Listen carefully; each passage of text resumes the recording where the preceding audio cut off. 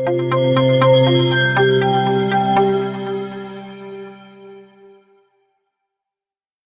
సమయంలో ప్రభు మన కొరకు ఉద్దేశించిన వాక్య ధ్యానాంశము ఇర్మియా గ్రంథము 32వ అధ్యాయము 10వ వచనం 19వ వచనం. ఇర్మియా గ్రంథము 32వ అధ్యాయము 19వ వచనం చదువుతాను, అందరూ తెరిచి చూడండి. ఆలోచన విషయంలో నీవే గొప్పవాడవు, క్రియలు జరిగించే విషయంలో శక్తి సంపన్నుడువు. వారి ప్రవర్తనను బట్టి, వారి క్రియాఫలమును బట్టి అందరికీ ప్రతిఫలం ఇచ్చుటకై నరపుత్రుల మార్గములన్నిటినీ నీవు కన్నులారా చూచుచున్నావు. హల్లెలూయా. ఈ మాటతో మనం ఎప్పుడైతే శుక్రవారం మనం దేవుని సన్నిధిలో నిలిచి ఉన్నామో అప్పుడు ఈ మాటలో నుండి ఒక అంశముగా దేవుడు మనతో మాట్లాడారు. ఇదే మాటలో నుండి మరి ఒక కోణములో ఈ దినం ప్రభు మాట్లాడడానికి ఇష్టపడుతున్నారు. ఈ సమయంలో ప్రభువు సహాయం కొరకు అద్దిద్దాం. ఒక్క నిమిషం కళ్ళు మూసుకోండమ్మా. మహాపరిశుద్ధుడా, గొప్ప దేవ, ఘనమైన తండ్రి, ఇంతవరకు ఆరాధనాత్మత్వము నింపిన విధానాన్ని బట్టి వందనాలు.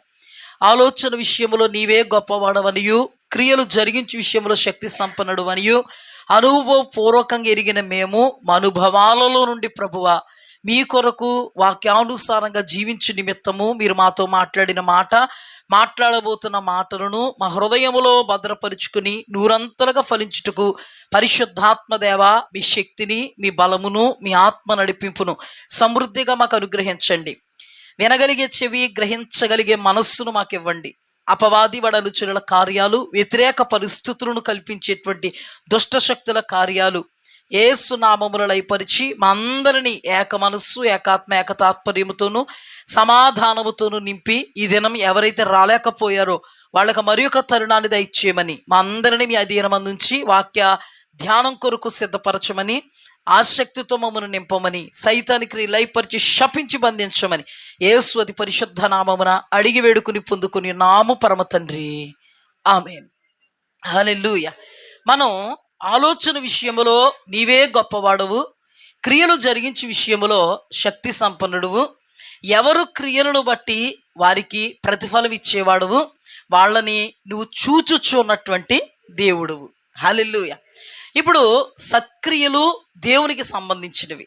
గలతీలకు రాసిన పత్రికలో శరీర క్రియలు స్పష్టమై ఉన్నవి అని రాయబడి ఉన్నాయి. ఆ కింద ఆత్మఫలం ఏదనగా అంటే ఆత్మీయ సంబంధమైనటువంటి దైవీకమైనటువంటి క్రియలు. శరీర క్రియలు మీకు చూపిస్తాను. దేవుని బిడ్డలముగా మనము ధరించుకోవలసినటువంటి క్రియలు ఏంటో కూడా మీకు చూపిస్తాను. శరీర క్రియలు స్పష్టమై ఉన్నవి. ఈ శరీర క్రియలను జరిగించువారు వెలుపట చీకటిలో ఉంటారు. దైవ క్రియలు అనబడేటువంటి సత్క్రియలు స్పష్టమై ఉన్నవి. ఈ క్రియలు చేయువారుకు దేవాది దేవుడు ఈ లోకములోను ఘన ప్రతిఫలం ఇచ్చి పరలోక రాజ్యంలోను ఘనంగా నిలబెడతారు. ఆ క్రియలు ఏ క్రియలు? సత్క్రియలు. మనం చేయాల్సినవి ఏ క్రియలు? సత్క్రియలు అంటే మంచి క్రియలు. దేవుని వాక్యంలో శరీర కార్యాలు చేయడానికి ఓర్పక్కర్లే, శరీర కార్యాలు చేయడానికి ఓర్పక్కర్లే, కానీ సత్క్రియలు చేయడానికి మాత్రం ఓర్పు చాలా అవసరం. అందుకే దేవుని వాక్యంలో సత్క్రియలు ఓపికతో చెయ్యండి అని రాయబడి ఉంది. హల్లెలూయా. అంటే ఇప్పుడు సత్క్రియలు చేయడానికి మనకు ఏం కావాలి? ఓర్పు కావాలి, దీన్నే సహనం కావాలి. హల్లెలూయా. దేవునికి స్తుతి కలుగుగాక. ఇప్పుడు గడిచిన వారం మనం ఏం ధ్యానం చేసుకున్నాం అనే దాన్ని జాగ్రత్తగా మనం ఒక్క క్షణం అలాగా దృష్టించి ఆ తదుపరి మనం దేవుడు మన కొరకు ఉద్దేశించిన వాక్య భాగంలోనికి వెళదాం. హన్నా గురుండి, పెనిన్నా గురుండి మనం ధ్యానం చేసుకున్నాం. హన్నా క్రియలు ఎలా ఉన్నాయి? సత్క్రియలు. పెనిన్న క్రియలు ఎలా ఉన్నాయి? దుష్క్రియలు. చాలా అతీతంగా దేవుడు మనతో మాట్లాడారు. చాలా సుస్పష్టంగా దేవుడు మనతో మాట్లాడారు. క్షుణ్ణంగా మనము విన్నాం.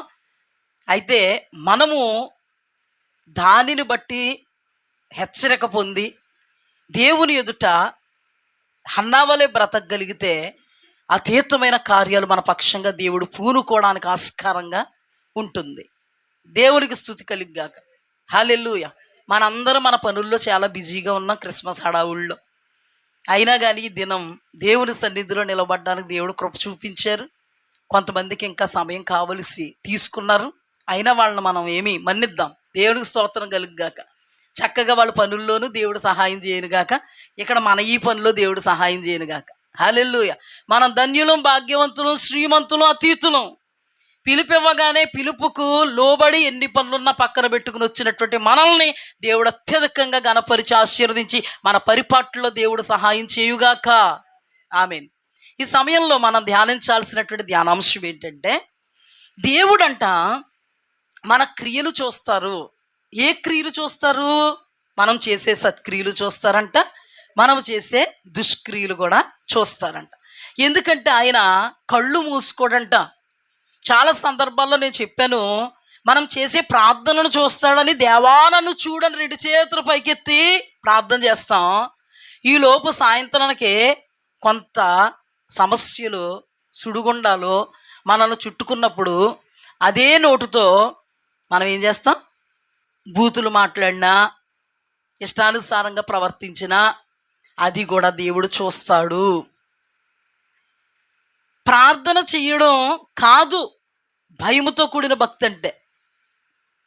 దేవుని ఎదుట భయపడుతూ వాక్యాన్ని అన్వయించుకుంటూ దేవుని సన్నిధిలో మనం చేస్తాం చూడండి ప్రార్థన.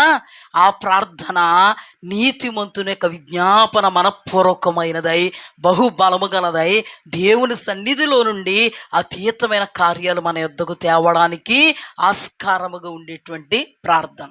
నేను అంటాను, క్రైస్తవులుగా మన జీవితంలో ప్రార్థన గురుండి నేను మాట్లాడను, ఆరాధన గురుండి కూడా నేను మాట్లాడను, మనం చేసే పరిచర్య గురుండి నేను మాట్లాడను, లేదా దేవుని కొరకు, దైవ జనాంగం కొరకు, సంఘం కొరకు, సేవ కొరకు, మనం చేసేటువంటి వేటి కొరకు నేను మాట్లాడను, త్యాగాల కొరకు కూడా నేను మాట్లాడను. కానీ ఈ సమయంలో ప్రభువు నాలో నుండి మనతో లేదా మీతో నాతో మాట్లాడుతున్న మాట ఏంటో తెలుసా? నిజంగా భయముతో కూడినటువంటి భక్తి చేయడం అనేది శ్రేష్టం. హల్లెలూయా. ఈ భయముతో కూడిన భక్తి మన జీవితంలో ఎలా ప్రదర్శింపబడద్దో తెలుసా? మన స్వభావముతో, దేవుని వాక్యానికి అనుకూలమైనటువంటి స్వభావాన్ని ధరించుకోవడంతో మనము భక్తి పరులమవుతాం. భయముతో కూడిన భక్తి చేసేటువంటి అనుభవంలో ఉంటాం. పరిశుద్ధ గ్రంథాన్ని మీరు గమనిస్తే ఎక్కడైనా కూడా దేవుడు క్రియలను బట్టే కార్యాలు చేశాడు. హల్లెలూయా. ప్రార్థనలను బట్టి కార్యాలు చేశాడా అంటే ఆ కోణాన్ని చూపిస్తారేమో. కానీ నేను మీతో చెప్పేది ఏంటో తెలుసా? దేవునికి అనుకూలముగా ఉంటూ ప్రార్థన చేసిన వారి జీవితాల్లో దేవుని ఉద్దేశాలు నెరవేరడం చూడగలుగుతాం. హల్లెలూయా. నేను అంటాను, మన జీవితం చాలా ప్రాముఖ్యం దేవునికి. మన ప్రవర్తన చాలా ప్రాముఖ్యం దేవునికి. దేవుని ఎడల మనం భయపడుతున్నామా లేదా అనడానికి నిదర్శనం ఏంటో తెలుసా? మనం చేస్తున్న ప్రార్థన కాదు. దేవుని ఎదుట మనం భయపడుతున్నామా లేదా అని చెప్పడానికి నిదర్శనం ఏంటో తెలుసా?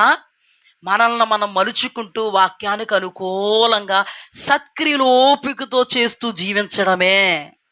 హల్లెలూయా. దేవునికి స్తుతి కలుగుగాక. దేవుని వాక్యంలో ప్రార్థన చేసిన వాళ్ళు చాలామంది ఉన్నారు. అయితే నేను మీతో చెప్తున్న మాట ఏంటంటే, నువ్వు ప్రార్థన చెయ్యొద్దు నేను విన్నని కూడా దేవుడు చెప్పాడు. నువ్వు ప్రార్థన చెయ్యొద్దు నేను వినను అని చెప్పాడు. చాలా సందర్భాల్లో అదే దేవుడు ఊరిము ద్వారా మాట్లాడలేదు, దర్శనము ద్వారా మాట్లాడలేదు, స్వప్నము ద్వారా మాట్లాడలేదు, ప్రవక్తల ద్వారా మాట్లాడలేదు.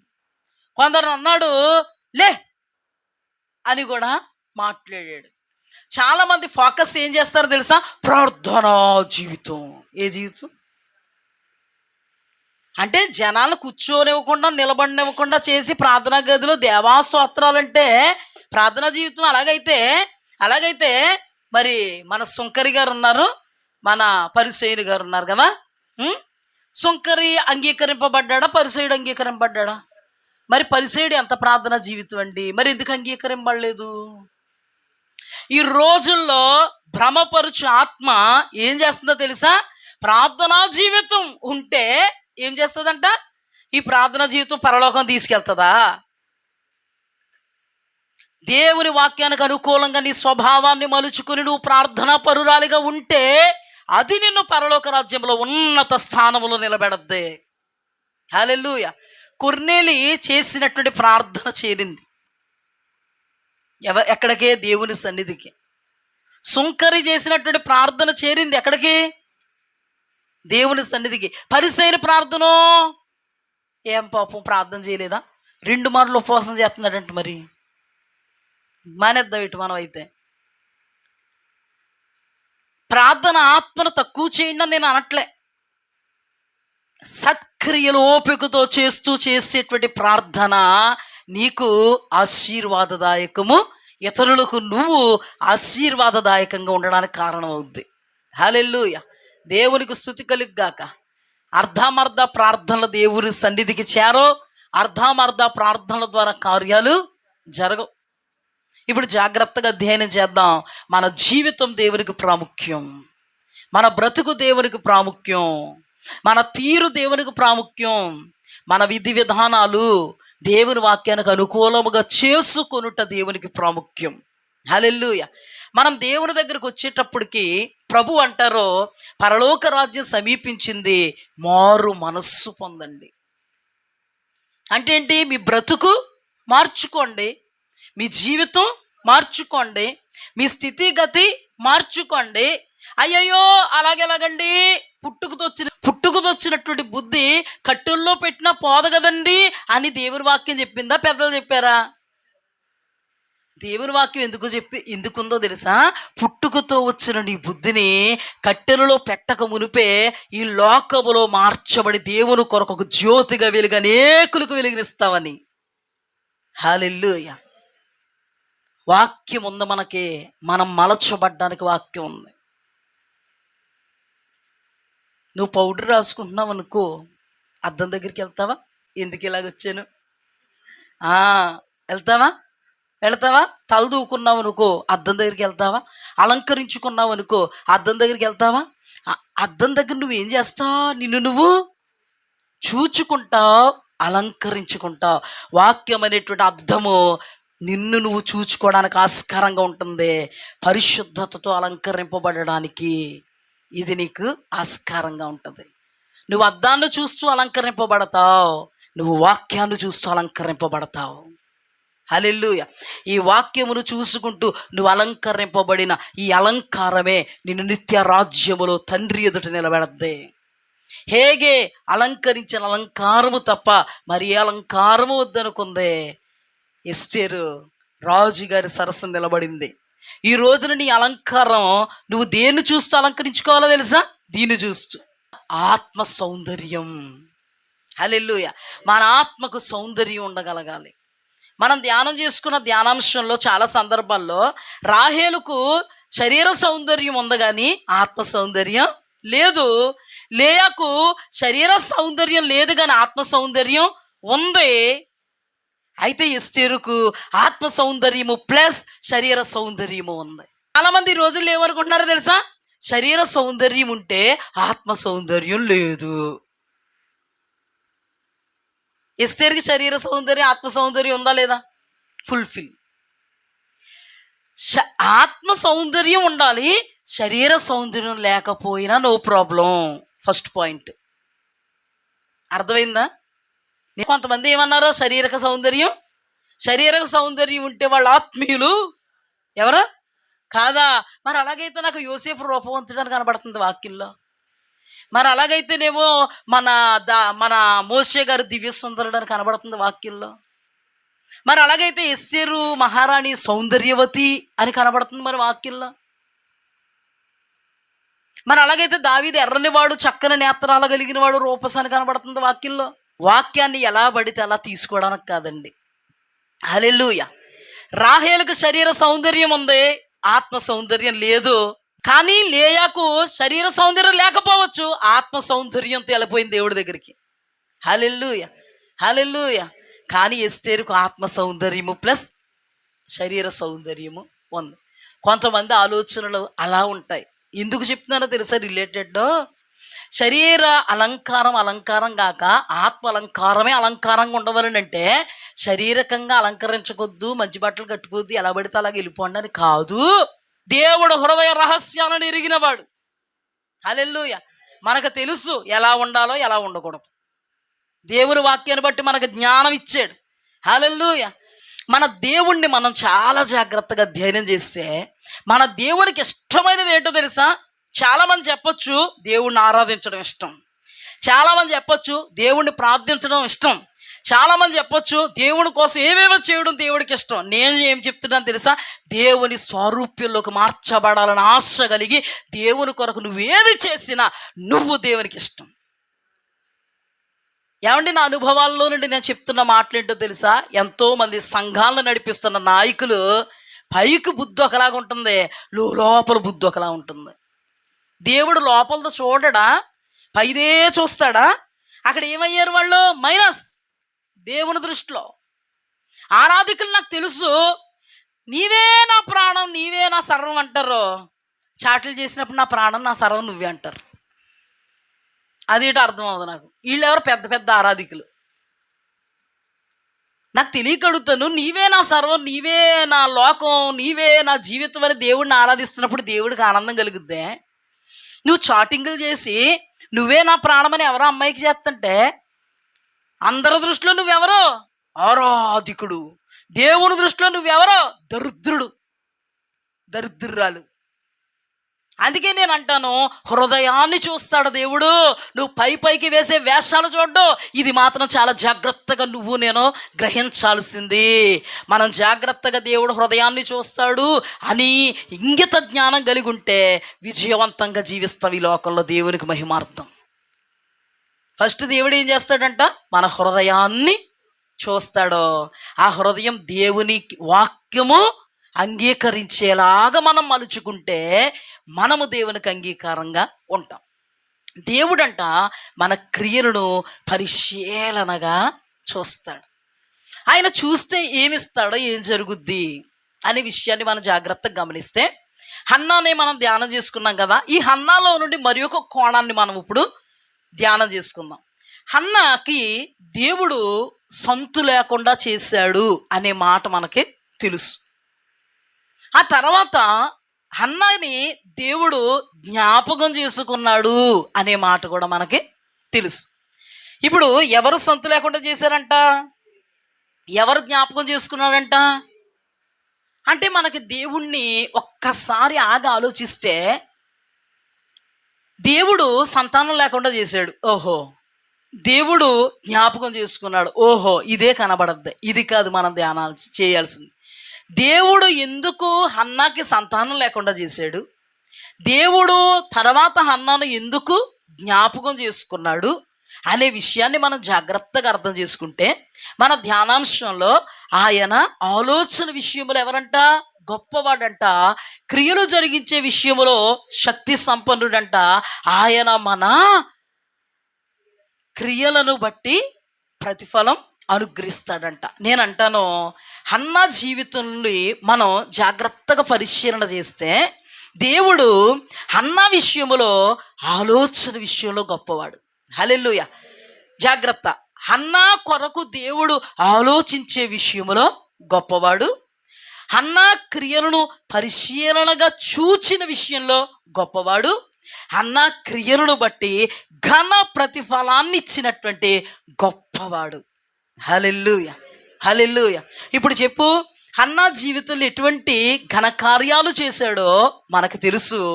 ఇప్పుడు మన జీవితంలో అతీతమైన ఘనకార్యాలు చే సమర్థుడా కదా దేవుడు? సమర్థుడంటే ఇప్పుడు చెప్పు, మన ఘన ఆధ్యాత్మికమైన ప్రవర్తనను దేవుడు చూడగలగాలి. హల్లెలూయా. కొందరు జీవితాల్లోనండి కొందరు అనుకుంటూ ఉంటారు,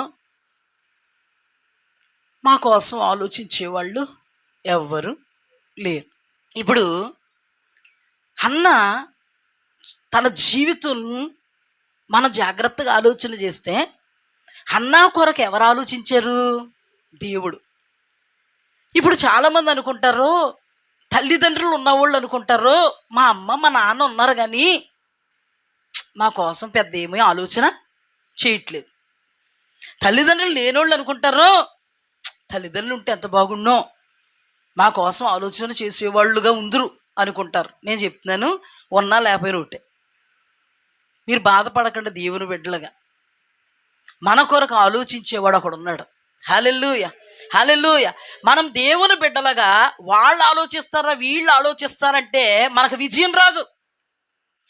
నా కొరకు నా దేవుడు ఆలోచిస్తాడు అని అనుకున్నప్పుడు నువ్వు పురుషుడువైనా స్త్రీనివైనా వృద్ధుడువైనా బాలుడువైనా మనకు విజయం వస్తుంది. హల్లెలూయా. హన్నా జీవితాన్ని జాగ్రత్తగా మనం అధ్యయనం చేస్తే, హన్నాను ప్రేమించే భర్త 10 మంది కుమారుల కంటే విశేషంగా హన్నాను ప్రేమిస్తాడు.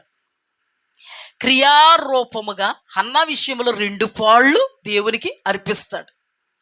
కన్నీళ్లు పెట్టుకుంటున్నప్పుడు, హన్నా ఆహారం మానేసినప్పుడు, ఏడుస్తున్నప్పుడు పక్కకొచ్చి చక్కగా వాదార్చి, అమ్మా హన్నా ఎందుకు ఏడుస్తున్నావు, 10 మంది కుమారుల కంటే విశేషమైన వాడిని కాదా అన్నప్పుడు, హన్నా తన జీవితంలో నా కొరకు నా దేవుడు ఆలోచించేవాడు ఉన్నాడు అని అనుకుంది. కాబట్టే భర్త అంత అతీతంగా మాట్లాడితే, స్త్రీలారా మనకున్న బలహీనత ఏంటంటే అన్నం తిన్నావా అంటే చాలా, తినపోయినా ఆ టైంకి కడుపు కట్టేసుకున్న 2 ముద్దలు ఎక్కువ పెట్టేస్తాం. ఎవరికి అంత ప్రేమ భర్త అంటే మనకు కదా. మరి అలాంటి భర్త ఏడుస్తున్నప్పుడు వచ్చినప్పుడు అతని కౌగిటిలో బంధింపబడిపోలేదు. మీరున్నారండి, నాకు చాలండి, నాకు ఎన్ని పరిస్థితులు వచ్చినా, నాకు ఎంత వేదన వచ్చినా, కన్నీళ్లు ధారాపాతంగా కారిపోతున్నా, మీరు నా ప్రక్కకు వచ్చి ఓదార్పుతో మాట్లాడిన మాట నా కళ్ళల్లో నుంచి కన్నీరు ఎగిరిపోతున్నాయండి అనంటే ఎవరికి ప్రియారిటీ ఇచ్చింది అవుద్ది. కానీ ఎవరికి ప్రియారిటీ ఇచ్చి ఏం మాట్లాడలేదు అక్కడ. కానీ హన్నా ఎలాంటిదో తెలుసా, ఆత్మ జ్ఞానము కలిగినది, ఆత్మ చేత నడిపింపబడుతున్నది, ఆత్మ చేత మాత్రమే సమస్తమును పరిశీలనగా గ్రహించి దేవుని మీద మాత్రమే ఆధారపడుతుంది. కాబట్టి ఏమనుకుని ఉంటుంది తెలుసా, యజమానుడా నన్ను ఓదారుస్తున్నావు, నన్ను సంతోష పెడుతున్నావు, నేను చనిపోయేంత వరకు నువ్వు చేయాల్సిన కార్యం ఇదే, ఇంతకు మించి నువ్వు ఏది నా కొరకు చేయలేవు. కానీ నేను సేవిస్తున్నటువంటి నా దేవుడు నా ఈ కన్నీటికి కారణమైనటువంటి సమస్యను మూలాల్లో నుంచి తీసివేయగల సమర్థుడు. హల్లెలూయా. ఎందుకు? నా దేవుడు నా కొరకు ఆలోచన చేస్తాడు. ఎందుకు? తన ఆధ్యాత్మికమైన జీవితాన్ని మనం జాగ్రత్తగా పరిశీలన చేస్తే, యెహోవా ఆమెకు సంతానం లేకుండా చేశాడని రాయబడి ఉంది, యెహోవా ఆమెను జ్ఞాపకం చేసుకున్నాడని రాయబడి ఉంది. మనం వెళ్ళి, హన్నా దేవుడు నిన్ను ఎందుకు సంతానం లేకుండా చేశాడమ్మా, నిన్ను మరలా ఆయన ఎందుకు జ్ఞాపకం చేసుకున్నాడు, ముందే జ్ఞాపకం చేసుకోకుండా ఆ తర్వాత ఎందుకు జ్ఞాపకం చేసుకున్నాడని మనం ప్రశ్నలు అడిగితే ఆమె చెప్పే ఒకే ఒక్క సమాధానాన్ని చూపించి కథ రూపంలో మన వాక్యంలోనికి వెళ్ళిపోదాం. 1 సమూయేలు గ్రంథము 6వ వచనం, యెహోవా ఆమెకు సంతు లేకుండా చేసి ఉన్న హేతువును బట్టి, అంటే యెహోవా ఆమెకి సంతానం లేకుండా చేశారు. నెక్స్ట్ సమూయేలు గ్రంథము 1వ అధ్యాయము 19వ వచనం, 19వ వచనం 4వ లైన్, యెహోవా ఆమెను జ్ఞాపకము చేసుకొనెను. తర్వాత 1 సమూయేలు గ్రంథం 2వ అధ్యాయం 3వ వచనం, ఇప్పుడు ఎందుకమ్మా నీకు సంతానం లేకుండా చేసింది నీ దేవుడే, మరలా నిన్ను సంతానం ఇచ్చి నిన్ను జ్ఞాపకం చేసుకున్నది ఆ దేవుడే, నీ దేవుడే. ఎందుకంటే ఆమె స్పష్టంగా చెప్తుంది ఆత్మవేశంతో 2వ అధ్యాయం 3వ వచనం, యెహోవా అనంత జ్ఞానియగు దేవుడు, ఆయనే క్రియలను పరీక్షించువాడు. హల్లెలూయా. ఇప్పుడు దేవుడు ఏం పరీక్షిస్తాడంట? క్రియలను పరీక్షిస్తాడు, మన క్రియలను నిదానించి చూస్తాడు. ఆయన అనంత జ్ఞాని అయిన దేవుడు. హల్లెలూయా. అక్కడ జ్ఞానం అని లేదు మన దేవుడి గురించి, అనంత జ్ఞానం అంటే ఇన్ఫినిటీ, అంతు లేదు. ఆయన జ్ఞానాన్ని వర్ణింప సఖ్యము కానటువంటి జ్ఞానం, అవధులు లేనటువంటి జ్ఞానం. ఒక్కసారి మనం ఆయన జ్ఞానాన్ని, ఆయన వ్యక్తిత్వాన్ని, ఆయన ఏం చేస్తారు, అయితే మన జీవితంలో ఆయన అలా చేయాలంటే మనం ఎలా ఉండాలి అనే విషయాన్ని మనం ధ్యానం చేసుకుందాం. అనంత జ్ఞాని అయిన దేవుడు ఆయన నా క్రియలను పరీక్షించాడు. హల్లెలూయ, హల్లెలూయ. ఆయన పరీక్షిస్తున్నప్పుడు ఆయనకి ఏం కనబడింది హన్నాలో? ఇప్పుడు సత్క్రియలు చేయడానికి ఏం కావాలి? ఓపిక కావాలి. దుష్క్రియలు ఎక్కడ కనబడ్డాయి? మనకు ఎవరిలో కనబడ్డాయి? ఇంతకుముందు ధ్యానంలో పెనిన్నాలో. పెనిన్నాకి ఏమైనా ఓర్పు కావాలండి? సహనం ఏమైనా కావాలా? కాదు కదా. కానీ హన్నా సత్క్రియలు చేయడానికి ఏం కావాలి? సహనం, ఓర్పు కావాలి. ఆమెకి ఎంత సహనం ఉంది, ఎంత ఓర్పు ఉంది 2-3 ముక్కల్లో. ఎందుకంటే మనం గడిచిన దినాల్లో ధ్యానం చేసుకున్నాం కదా. ఆమెకి గర్భఫలం లేదని దేవుడే గర్భఫలం ఇస్తే వస్తుంది. అలాంటిది దేవుడే గర్భఫలం ఇవ్వలేదంటే పెనిన్న దృష్టిలో హన్న శపితమైనది. అంతేకాదు పెనిన్నాకి ఎంతమంది ఫేవర్స్ ఉంటారో వాళ్ళందరికీ ఎవరి టార్గెట్ అంటే హన్న.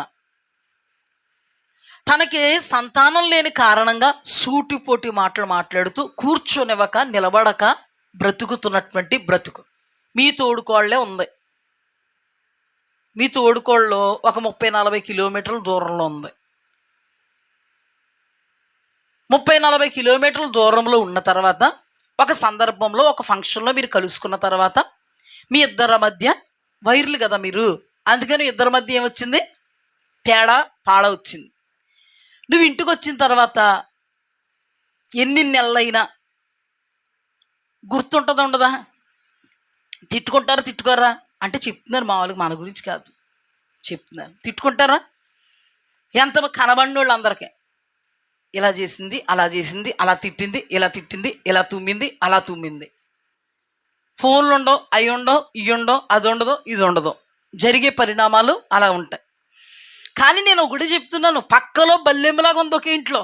ఎవరో ఎందుకు చెప్పాల్సి వచ్చింది అనుకుంటున్నారు? పొద్దున్న తెల్లవారుజామున ముఖం కడుక్కోవడానికి వెళ్ళేటప్పటికి సింక్ దగ్గర ఉంటుంది. అక్కడి నుంచే ప్రారంభం. ముఖం కడుక్కోవడానికి వచ్చిందంటే వచ్చేసిందా పొద్దున్నని, ఈ ముఖం చూడలేకపోతున్నాం అంటది. అంతే. పెనిన్న పరిగెత్తుకుని వెళ్ళిపోద్ది. అంతేగాని సింక్ దగ్గర గొడవాడింది కాదు. అంటే తోడుకోడలు ఉన్నారనుకో, మనం ఎప్పుడో కలుసుకుంటామేమో, వాళ్ళు మనకు చేసినవి మనం గుర్తు పెట్టుకోవడం తప్పులేదు. ఇలా చేసింది కదా అని బాధపడడం తప్పులేదు. కానీ ఆమె మీద కోపం పెట్టుకుని ఆమె నాశనాన్ని కోరుకుని నన్ను చేసింది కాబట్టి నేను మహా ఉత్తమురాలను కాబట్టి నాశనం అయిపోద్ది అని అనడం తప్పు. కానీ పెనిన్న ఎలా ట్రీట్ చేస్తుంది హన్నాని? ఇలాగే ట్రీట్ చేస్తుంది. హన్నా నిర్దోషి అయినా కూడా పెనిన్న ఒక దోషిలాగా ట్రీట్ చేస్తుంది. కానీ హన్నా ఎలా ట్రీట్ చేస్తుందంటే, నిజమే బాధ ఉంది, కోపం ఉంది, దుఃఖం ఉంది, నరాలన్నీ కూడా కదిలిపోతున్నాయి, ఒక్కసారి కుదిపేసి వదిలేసినట్టు అవుతుంది ఆ మాటలో. అలాంటప్పుడు ఏడ్చుకుంటూ వెళ్ళిపోతుంది. టిఫిన్ తినడం మానేసి భోజనం తినడం మానేస్తుంది. భర్త రొటీన్గా వచ్చి, అమ్మ పిల్లలు లేరని ఏడుస్తున్నావు, ఎందుకమ్మా బాధపడక, 10 మంది కుమారుల కంటే విశేషమైన వాడిని కాదా? పక్కలో బల్లెపు పోటుగా ఉండి ఏం చేస్తుంది? ప్రక్కలో బల్లెపు పోటు అంటే ఉదయం లెగిస్తే రాత్రి పడుకునే వరకు ఈ తిట్లు దందా జరుగుతూ ఉంటుంది. అన్నం తినలేదంటే మళ్ళీ వచ్చి తినద్దే. టిఫిన్ చేసాం కదా, తినాలని తెలదా, వంట చేయి, నువ్వు ఏడుస్తూనే చేస్తుంది. ఒక్క మాట నేను ఎందుకు ఇలా చెప్తున్నాను అర్థం చేసుకోండి అమ్మ బాబు, నన్ను నిద్రపుచ్చకండి. ఈ ఒక్క మాట జాగ్రత్తగా అర్థం చేసుకోండి. ఎలా ఉంటుంది ఇప్పుడు ఆమెకి? నేను అన్నది ఏంటో తెలుసా? మనల్ని విమర్శించేవాళ్ళు, మనల్ని బాధ పెట్టేవాళ్ళు, కన్నీళ్లు పెట్టేవాళ్ళు మనకు దూరంగా ఉండొచ్చు. కానీ అంతకంటే కన్నీళ్లు పెట్టేవాళ్ళు, బాధించేవాళ్ళు హన్నాకి ఎక్కడున్నారు? ప్రక్కలో ఉన్నారు. 1 రోజు కాదు, 2 రోజులు కాదు, 3 రోజులు కాదు, దినదినము టార్చరే, దినదినము టార్చరే. అలాంటి టార్చర్లో ఈమె సహనాన్ని కనుపరిచింది. హల్లెలూయా. సత్క్రియ ఓపికతో చేసింది. ఏంటి ఆ సత్క్రియ? నోరు లేదా? కొంతమంది అంటారు గొడవడితే, నీకేనా నోరు, నాకు లేదా, కాసుకో చూసుకో అంటారు. మన నోటికి ఓడిపోయి వెళ్ళిపోయిన వాళ్ళు చాలామంది ఉన్నారు. ఏంటంట? నోరు హై పిచ్ వస్తుంది. అప్పుడు ఏమండి హన్నాకు నోరు లేదా?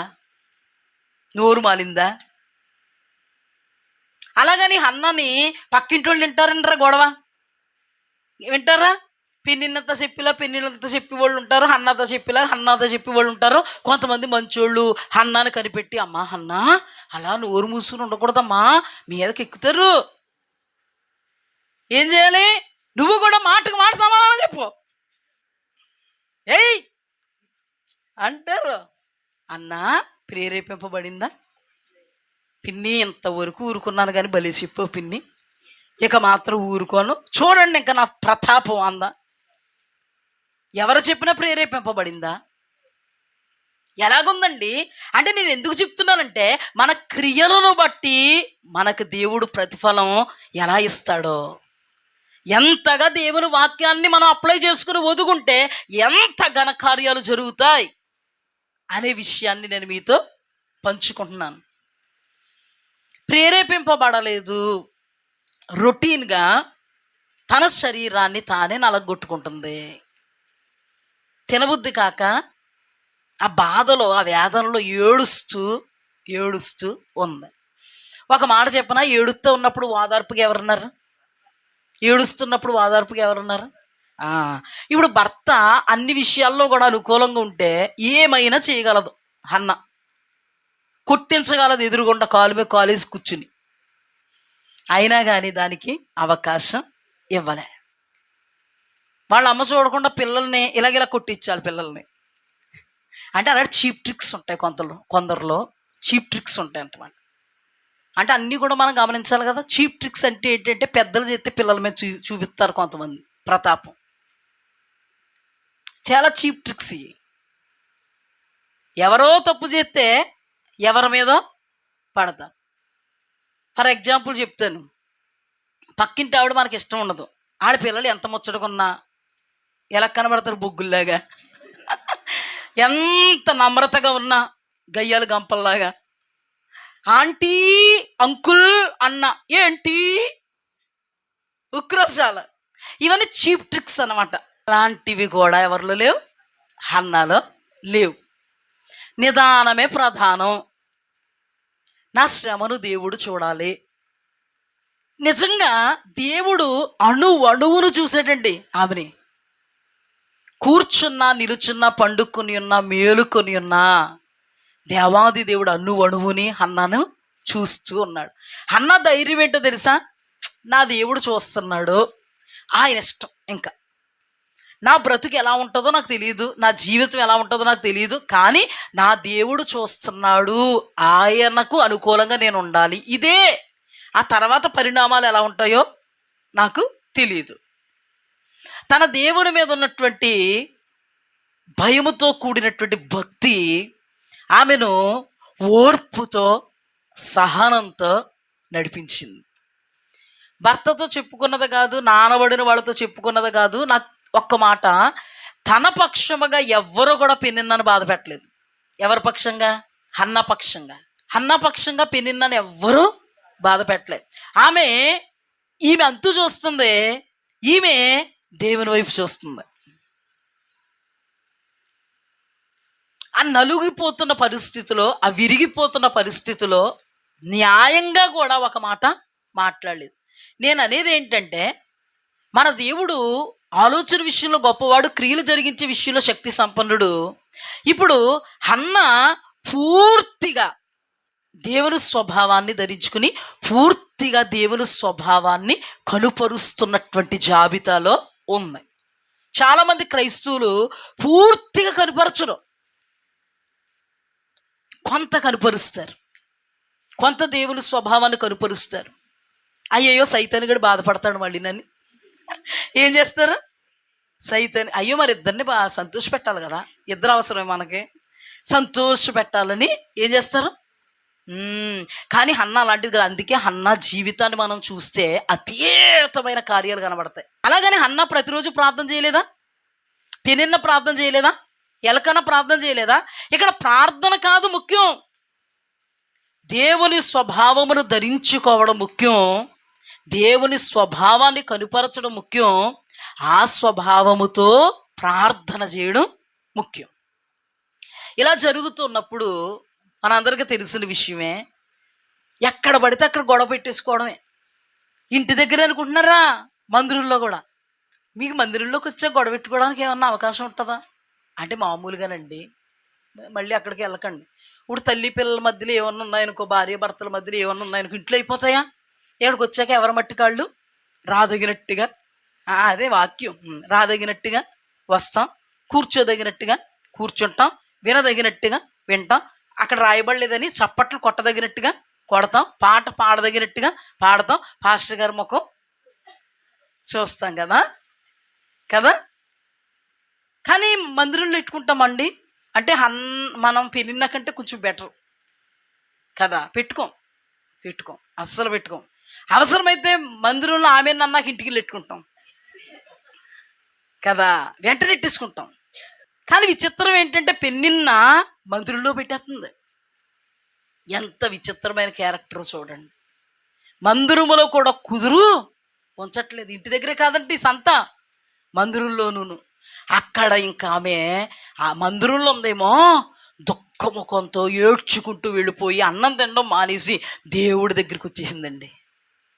వచ్చేసి, ప్రభువా నీ సేవకురాలు శ్రమను నువ్వు చూడు. గట్టిగా ప్రార్థన చేసింది ఆ టైంలో. నేను అంటాను ఆత్మదేవుడు అలా నడిపించాడు అంటాను ఆమెని. అంతవరకు ప్రార్థన చేసింది వేరు. సహనంతో ప్రార్థన చేయలేదా? చేసింది. అంటే మీకు లాస్ట్కి అర్థమవుతుంది, జాగ్రత్తగా వినండి. సహనంతో ప్రార్థన చేయలేదా? చేసింది. దేవుని స్వభావం కనుపరుస్తూ ప్రార్థన చేయలేదా? చేసింది. పరిశుద్ధతతో ప్రార్థన చేయలేదా? చేసింది.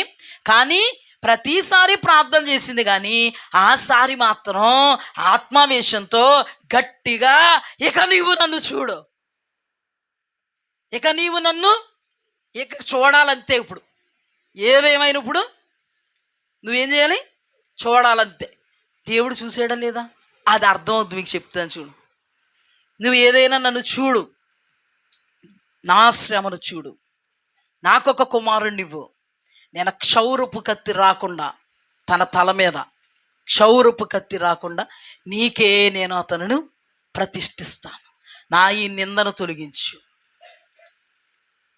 అక్కడ కూడా దేవుడు ఎందుకు రాయించాడండి ఈ మాట? అంత వేదనతో విరిగి నలిగిపోతుంటే గొప్ప పాస్టర్ గారు, కృపావరాలు కలిగిన పాస్టర్ గారు, తలాంతులు కలిగిన పాస్టర్ గారు, ఈవులు కలిగిన పాస్టర్ గారు, దేవుడి మీద ఆధారపడిన పాస్టర్ గారు, ఆత్మఫలం కలిగిన పాస్టర్ గారు వెళ్ళి ఏమన్నారంటే, అమ్మా ఎందాక మత్తురాలివైందువు, నీ మత్తు వీడు. నిజంగా వాడు అంత ఆత్మీయురాలు కాబట్టి ఇలా లేచి, వందనాలండి పాస్టర్ గారు, పనికి మాలిన దానిగా నన్ను ఎంచొద్దండి. మీరు అనుకున్నట్టు నేను మద్యాన్ని కానీ ద్రాక్ష రసం కానీ సేవించలేదండి. మనోదుఖము గలదాననాయే నా హృదయం అంతటిని దేవుని సన్నిధిలో కుమ్మరించుకుంటున్నానండి. కోప కారణాన్ని బట్టి నేను ప్రార్థనలో ఉన్నానండి అయ్యగారు. హల్లెలూయా. ఇది సహనం అంటాను నేను. ఏమంటానమ్మా? ఆ పాస్టర్ గారికి ఈవిడికి ఏమీ సంబంధం లేదేమో. ఆ పాస్టర్ గారి ద్వారా ఒకవేళ అంతవరకు అద్భుత ఆశ్చర్య మహాశ్చర్య స్వస్థత సూచక్రియలు పొందుకోలేదేమో, నాకు తెలియదు. కానీ ఆ పాస్టర్ గారి దగ్గరికి సంవత్సరానికి ఒకసారి వచ్చిన ఆ పాస్టర్ గారితో ఎంత విధేయతతో నమ్రత ఉందో. ఈ రోజుల్లో సంఘాలు దైవజనుల ద్వారా అద్భుతాలు పొందుకుంటున్నా అర్థమైపోతుంది. ఆశ్చర్యకార్యాలు పొందుకుంటున్నా, మహాశ్చర్యకార్యాలు పొందుకుంటున్నా, సూచక క్రియలు పొందుకుంటున్నా, ఎంతో కన్నీటిలో వారు ఎదురొడ్డి మీ కొరకు దేవుని సన్నిధిలో నిలబడి మీ బ్రతుకుల్లో ఘనకార్యాలు చేస్తున్నా, అప్పటికప్పుడే రివర్స్. మీరు అనకండి మరి గీర్లు అన్నాక రివర్స్ గేర్ ఉండదు ఏంటండి అనకండి. మరి రివర్స్ గేర్ ఉంటుందమ్మా, కానీ మనకు ఉండకూడదు. ఆమె ఆయన దగ్గర నుంచి ఏమైనా పొందుకుందా ఎప్పుడైనంటే? నో. సంవత్సరానికి ఒకసారి ఆయన ముఖం చూస్తుంది, ఆయనతో ప్రార్థన చేసుకుని వెళ్తుందేమో అంతే. కానీ ఈ రోజుల్లో సంఘానికి, దైవ జనాంగానికి, సంఘములో దైవ జనాంగానికి, విశ్వాస జనాంగానికి ఎంతగా అనుభవాలు ఉన్నాయి. ఎన్ని అద్భుతాలు, ఎన్ని ఆశ్చర్యకార్యాలు, మహాశ్చర్య సూచక కార్యాలు, ప్రవచనాలు.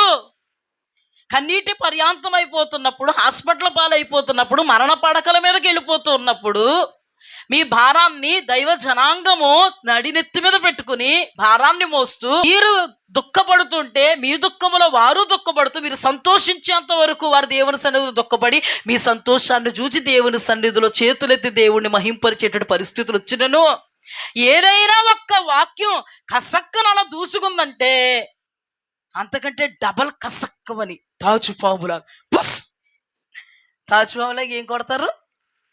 తాచుపాములాగా ఏం కొడతారండి? బుస్సలు కొడతారు. అంటే వాక్యం హెచ్చరించిన ఇంకా పాస్టర్ గారు ఎదురుగుండి ఏమనరు, పాస్టర్ అమ్మగారు ఎదురుగుండి ఏమనరు. కానీ వాక్యం ఏమన్నా కొంచెం గుచ్చుకుంటున్నట్టుగా ఉంటే ఎలా ఉంటుందండి? నేను వాస్తవమే చెప్తున్నానండి, ఏనండి. ఎలా ఉంటుందండి? బస్ అప్పుడే లిగిసిపోద్ది తాచుపాము. అంతవరకు ఎక్కడుంది? రాళ్లలో ఉంది. అంతవరకు ఎక్కడుంది? పుల్లల్లో ఉంది. అంతవరకు ఎక్కడుంది? ఏంటి ఆకులు వేస్తాం కదా మనం, కొబ్బరాకులు ఒకదాని మీద ఒకటి, ఆ కింద ఉంది. ఇప్పుడు ఏమైంది? పైకి వచ్చింది. ఇది కూడదు సుమా. సంఘానికి దైవజనుడికి మధ్య సత్సంబంధం ఉండాలి. ఎలాంటి సత్సంబంధమో తెలుసా? దావీదుకి నాతానికి ఉన్నటువంటి సత్సంబంధం ఉంటే ఘన కార్యాలు విశ్వాస జనాంగం పక్షంగా దేవుడు చేస్తాడు. హల్లెలూయా. సాతాను కుట్ర ఏంటో తెలుసా? చూడండి, సౌలు దెయ్యముతో విడిపింపబడుతున్నప్పుడు సౌలు విడిపింపబడడానికి నెమ్మది పొందడానికి కారకుడు దావీదు, అభిషక్తుడైనటువంటి దావీదు. ఎప్పటికప్పుడు సౌలు దురాత్మ చేత విరిపింపబడుతుంటే దావీదు సితారా చేతపట్టి దేవుని ఆరాధిస్తున్నప్పుడు దేవుని సన్నిధి దిగొచ్చి దెయ్యాల క్రియలను లయపరిస్తే అతడు నెమ్మది పొందాడు. ఇది క్షేమం. సాతాను అస్త్రం ఏంటో తెలుసా? ఈ సౌలు విడుదల పొందడానికి వీలు లేదు.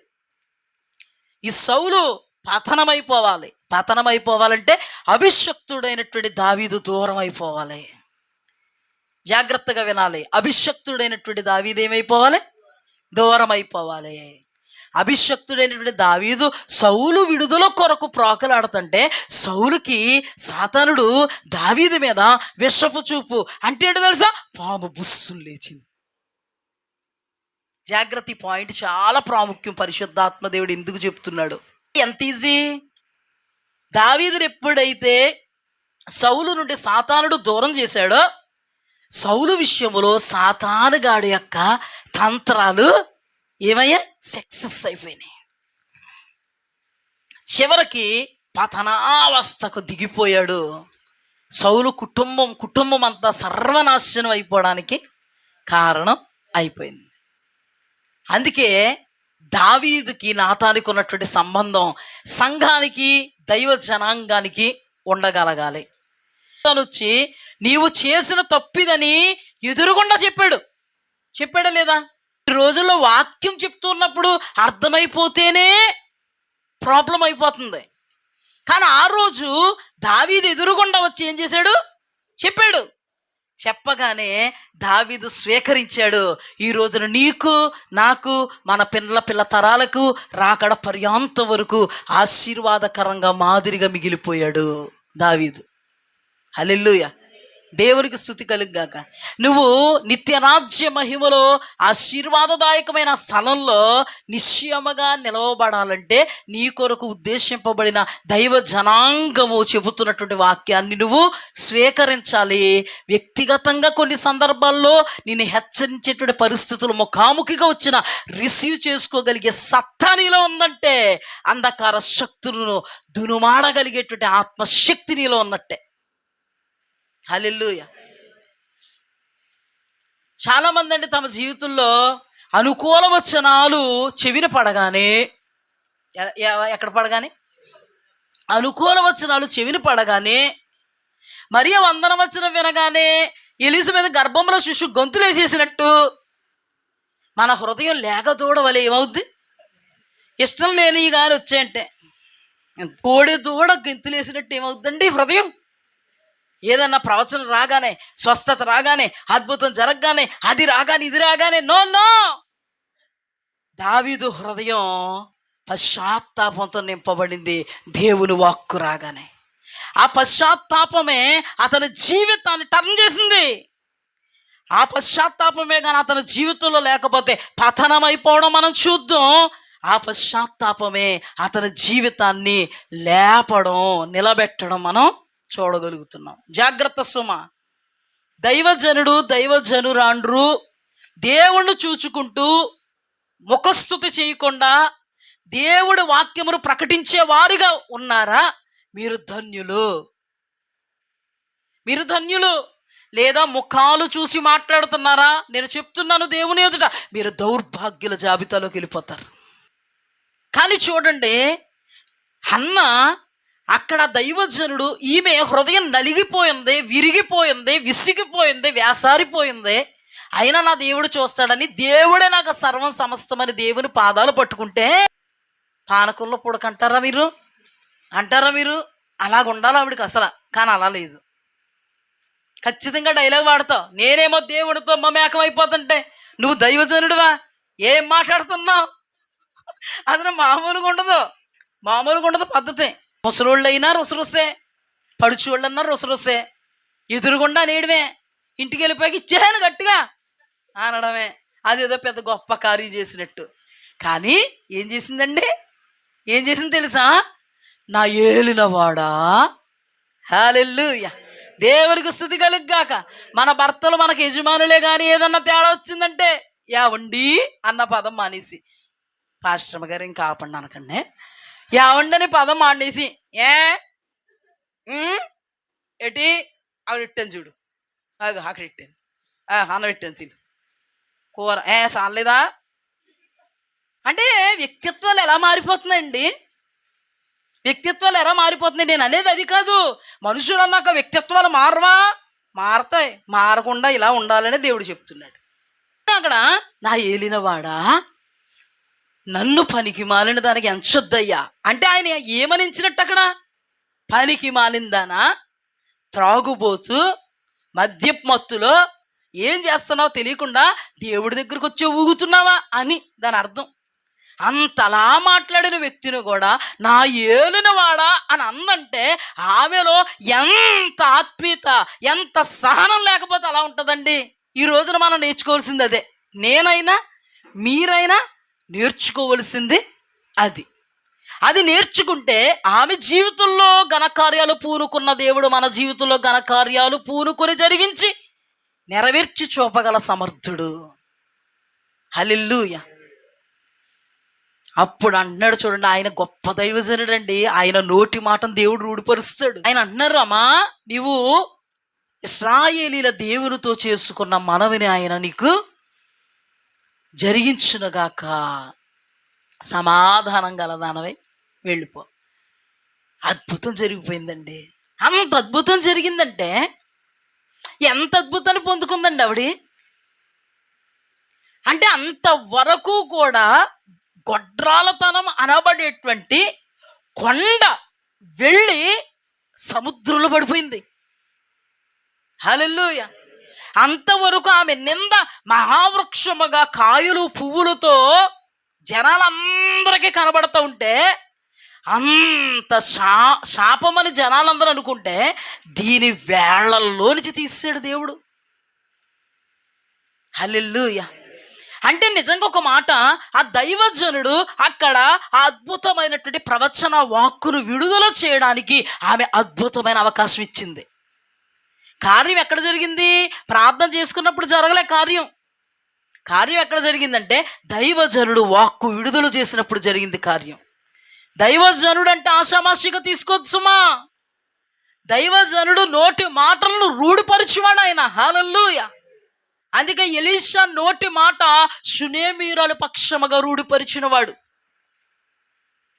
నేడు నీవు చూచుచున్న ఐగుప్తీయునిక ఎన్నడూ చూడవని మోషే ద్వారా మాట్లాడిన మాట దేవుడు రూఢిపరిచిన దేవుడు. హల్లెలూయా. దైవజనుడు ఎదుట అనుకూలంగా ప్రవర్తించిందండి. ఒక మాట చెప్తాను, మత్తురాలవే ఉన్నా లేగా అన్నాడు ఆయన. మత్తెక్కున్నాను నేను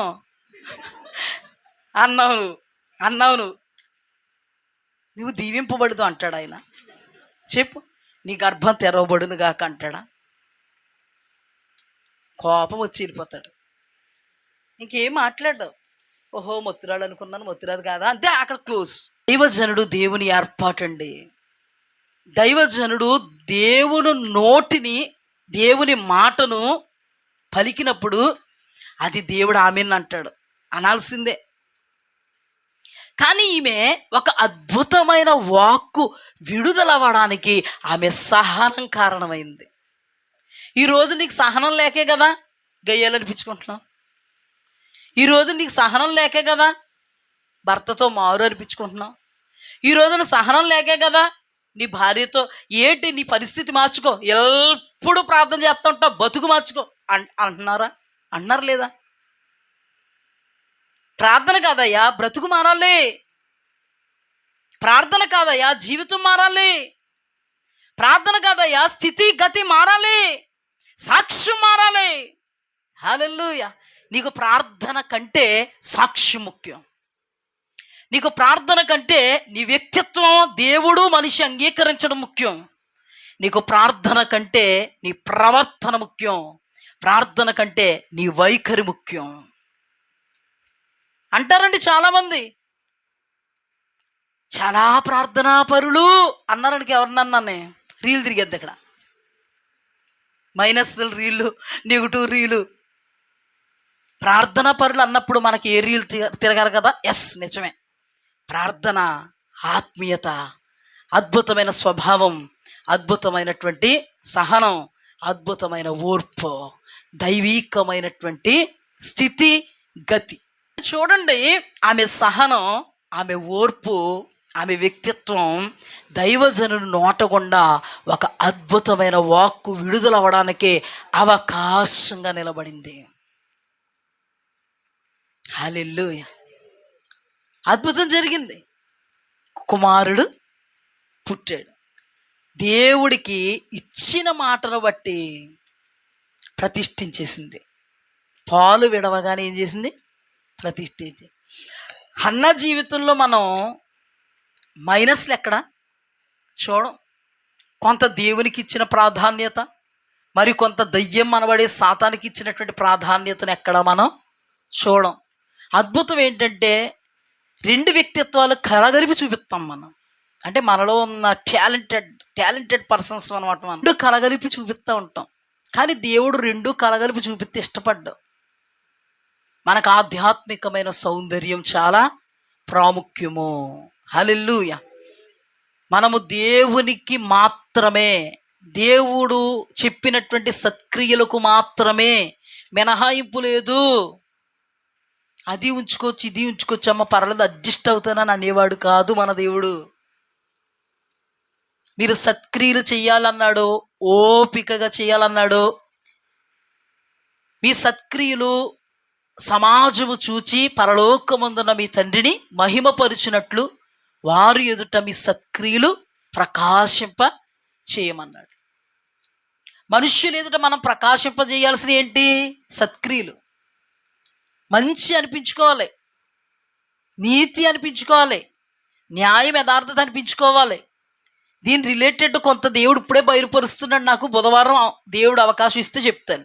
కొన్ని అపోహలు ఉంటాయి, కొన్ని డౌట్స్ ఉంటాయి, అవన్నీ కూడా దేవుడు క్లారిఫై చేయాలి కదా మనకి.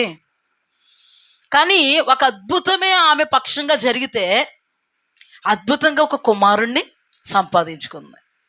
కానీ ఆమె కొరకు దేవుడు ఆలోచించాడు, కానీ ఆవిడ ఎప్పుడు ఆలోచించుకోలేదు. అక్కడ దర్శనం వచ్చినట్టు రాయబడలేదు, ఒక స్వప్నం వచ్చినట్టు రాయబడలేదు, ఒక వ్రాత ప్రత్యక్షత ఉన్నట్టు రాయబడలేదు, స్వర ప్రత్యక్షత ఉన్నట్టు రాయబడలేదు, ఒక ప్రవచనం ఉన్నట్టు రాయబడలేదు. ఏమీ కూడా ఆమెకు లేకపోయినా దేవుని వైపుకు చూసింది. పాయింట్ ఏంటంటే అన్ని ప్రత్యక్షతలు ఉన్నా ఏమో అన్నట్టుగా క్రైస్తవ సమాజం ఉంటుంది. అన్ని ప్రత్యక్షతలు ఉన్నా ఎప్పుడు అన్నట్టుగా క్రైస్తవ సమాజం ఉంటుంది. ఇంకెప్పుడు అన్నట్టుగా క్రైస్తవ సమాజం ఉంటుంది. ఎప్పుడెప్పుడు అన్నట్టుగా క్రైస్తవ సమాజం ఉంటుంది. ఇది కూడా దేవుడు పరిగణనలోనికి తీసుకుంటాడు. ఆ తర్వాత జరిగిన సందర్భం ఏంటంటే ఆమె సమూయేలుని దేవునికి ప్రతిష్ఠించింది. ఆ తర్వాత అదే దైవజనుడు, నీవు దేవునికి ఇచ్చిన నీ కుమారుడికి ప్రతిగా దేవుడు నీకు కుమారుడును కుమార్తెలను అనుగ్రహించునుగాక. హల్లెలూయా. 3 కుమారులు 2 కుమార్తెలు 5. అన్నా ఏంటమ్మా, ఏంటి అప్పుడు ఎందుకు జ్ఞాపకం చేసుకోలేదు నిన్ను, తర్వాత ఎందుకు జ్ఞాపకం చేసుకున్నాడు అంటే అన్న ఏమంది, అనంత జ్ఞాని అయిన దేవుడు ఆయన నా క్రియలను పరీక్షించాడు, పరిశీలనగా నన్ను చూచాడు. ఏ క్రియలు చేస్తే ఎంత అద్భుతం జరిగిందమ్మా, సత్క్రియలు చేస్తే ఎంత అద్భుతం జరిగింది, సహనముతో సత్క్రియలు చేస్తే ఎంత అద్భుతం జరిగింది. నన్ను నేను అణుచుకొని సత్క్రియలు చేస్తే, సహనం చూపిస్తే ఎంత అద్భుతం జరిగింది. నన్ను నేను అణుచుకుంటే, దేవుడి మీద ఆధారపడితే ఇన్ని సత్క్రియలు నా జీవితంలో దేవుడు చూస్తే, అప్పుడు దేవుడు నా జీవితంలో ఇటు కార్యాలు చేశాడు. ఒక మాట చెప్పడానికి చాలా బాధ. సత్క్రియలు ఉంటాయా క్రైస్తవ సమాజంలో? అందరి గురిండే మాట్లాడట్లేదు, నేను మాట్లాడట్లేదు, చాలా కొందరులు ఉంటే ఉండొచ్చు. కానీ క్రైస్తవ సమాజాలు, సంఘాలు ఏమనుకుంటాయి తెలుసా? హన్నాని జ్ఞాపకం చేసుకున్న దేవా, దా దిగిరా, దా వచ్చి ఎక్కడికి ఏం చేయనమ్మా భక్తురాలా, భక్త ఏం చేయను, హన్నాని జ్ఞాపకం చేసుకున్నాం, చేసేసుకో. గొడ్రాలుగా ఉన్నాను, చాలామంది మాట్లాడుతున్నారు, జ్ఞాపకం చేసుకున్నావు కదా, నన్ను జ్ఞాపకం చేసుకో. అప్పుడు ఆయన అంటాడు, అమ్మా నేను జ్ఞాపకం చేసుకోవాలని అనుకున్నాను, కానీ నిన్ను అన్నావాళ్ళు 10 అన్నాం.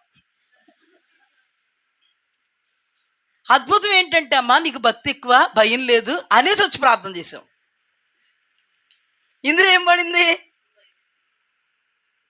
నా లా ఒప్పుకోదమ్మా, ఆ లా పెట్టినోడిని నేనే. దేనిని గూర్చి చింతపడకుడు కానీ ప్రతి విషయంలో ప్రార్థన విజ్ఞాపనముల ద్వారా కృతజ్ఞత పూర్వకంగా మీ విన్నపములు మీ దేవుడికి తెలియజేయండి అని లా పెట్టినోడిని నేను.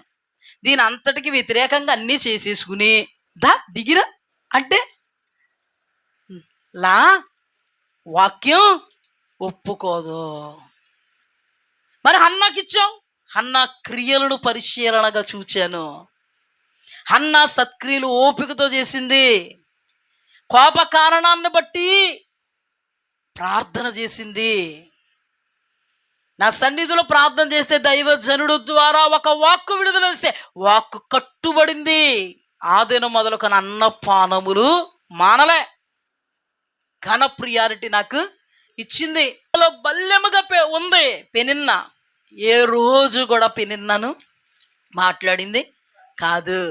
ఆమె సత్క్రియలతో చేసిన ప్రార్థన నా దృష్టికి ఘనమైంది.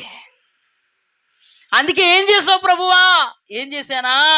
అనంత జ్ఞానినైన నేను ఆలోచించాను. హల్లెలూయా. ఎవరి కోసం అండి? ఏం ఆలోచించాడండి? ఏమండి, ఒక తల్లి ఆలోచిస్తే జరుగుద్దా చెప్పండి? ఒక తండ్రి ఆలోచిస్తే జరుగుద్దా? ఒక భర్త ఆలోచిస్తే జరుగుద్దా? ఆలోచిస్తే జరగదండి, ఆలోచనకర్త ఆలోచిస్తే జరుగుద్ది. హల్లెలూయా. నీ కొరకు నీ దేవుడు ఆలోచించాలని అనుకుంటున్నావా? ఆయన చెప్పినట్టుగా చెయ్యి, సత్క్రియ ఓపికతో చెయ్యి, సహనాన్ని ప్రదర్శించు. దేవుడు చూస్తున్నాడు. నా దేవుడు ఆలోచన కంటే మించినది ఏదీ లేదు. నా దేవుడు నా కొరకు ఏది ఆలోచిస్తాడు అది జరగడానికి నేను 100% ఆయనకి సరెండర్ అవుతాను. అన్న అద్భుతం చేయకపోతే నన్ను అడుగు, రాసిస్తాను. ఏమండి, నేను హన్నా కొరకు ఆలోచన చేయడం మొదలుపెట్టాను. అద్భుతం ఏంటంటే ఈ రోజుల్లో క్రైస్తవ సమాజంలో తమ కొరకు తామే ఆలోచన. ఏం చేయాలా, ఎవరిని చూసుకోవాలా, ఎవరితో మాట్లాడాలా, ఎక్కడికి వెళ్ళాలా, ఎవరి అండ తీసుకోవాలా, ఎవరిని కొండగా తీసుకోవాలా, ఎవరి కోటలోకి వెళ్ళాలా. అయ్యా, మూలాలలో నుండి నీ పరిస్థితులు, నీ స్థితిగతులు, నీ సమస్యలు పోవాలంటే ఖచ్చితంగా ఆలోచన చేయగలిగేటువంటి దేవుని హస్తాల్లో పడు. ఆయన ఆలోచించడానికి నువ్వు అవకాశం ఇవ్వు. నీ కొరకు ఆయన ఆలోచిస్తే ఘన కార్యాలు జరుగుతాయి. నీ కోసం నువ్వు ఆలోచించుకుంటే జరగదు, రాసిస్తాను. నీ కోసం నీ తల్లిదండ్రులు ఆలోచిస్తే జరగదు, రాసిస్తాను. నీ కొరకు నీ ఆప్తులు ఆలోచిస్తే జరగదు, నీ కొరకు నీ శ్రేయోభిలాషులు ఆలోచిస్తే జరగదు, నీ కొరకు దేవుడు ఆలోచిస్తే జరుగుద్ది. ఎందుకంటే ఆయన ఆలోచన విషయంలో గొప్పవాడు, క్రియలు జరిగించే విషయంలో శక్తి సంపన్నుడు. ఆయన ఆలోచనకు నువ్వు సరెండర్ అవితే ఆయన నీ కొరకు ఆలోచించాలంటే నీవు ఆయన చెప్పిన మాటల ప్రకారంగా అణిగి ఉండు. దేవుడు ఏమంటాడో తెలుసా? హాగరు యజమానురాలు చేతి తొట్టు అనిగుండు. సర్వోన్నతుని దేవుని కుమార్తెగా నేను చేయుచున్న ప్రకటన ఏదనగా, నీ యజమానుడు అనబడే దేవదేవుని వాక్యము క్రింద అణిగి ఉండు. అత్యత కార్యములు చేయు దేవుడు నీకు కార్యసిద్ధిని కలుగు చేస్తాడు. హల్లెలూయా.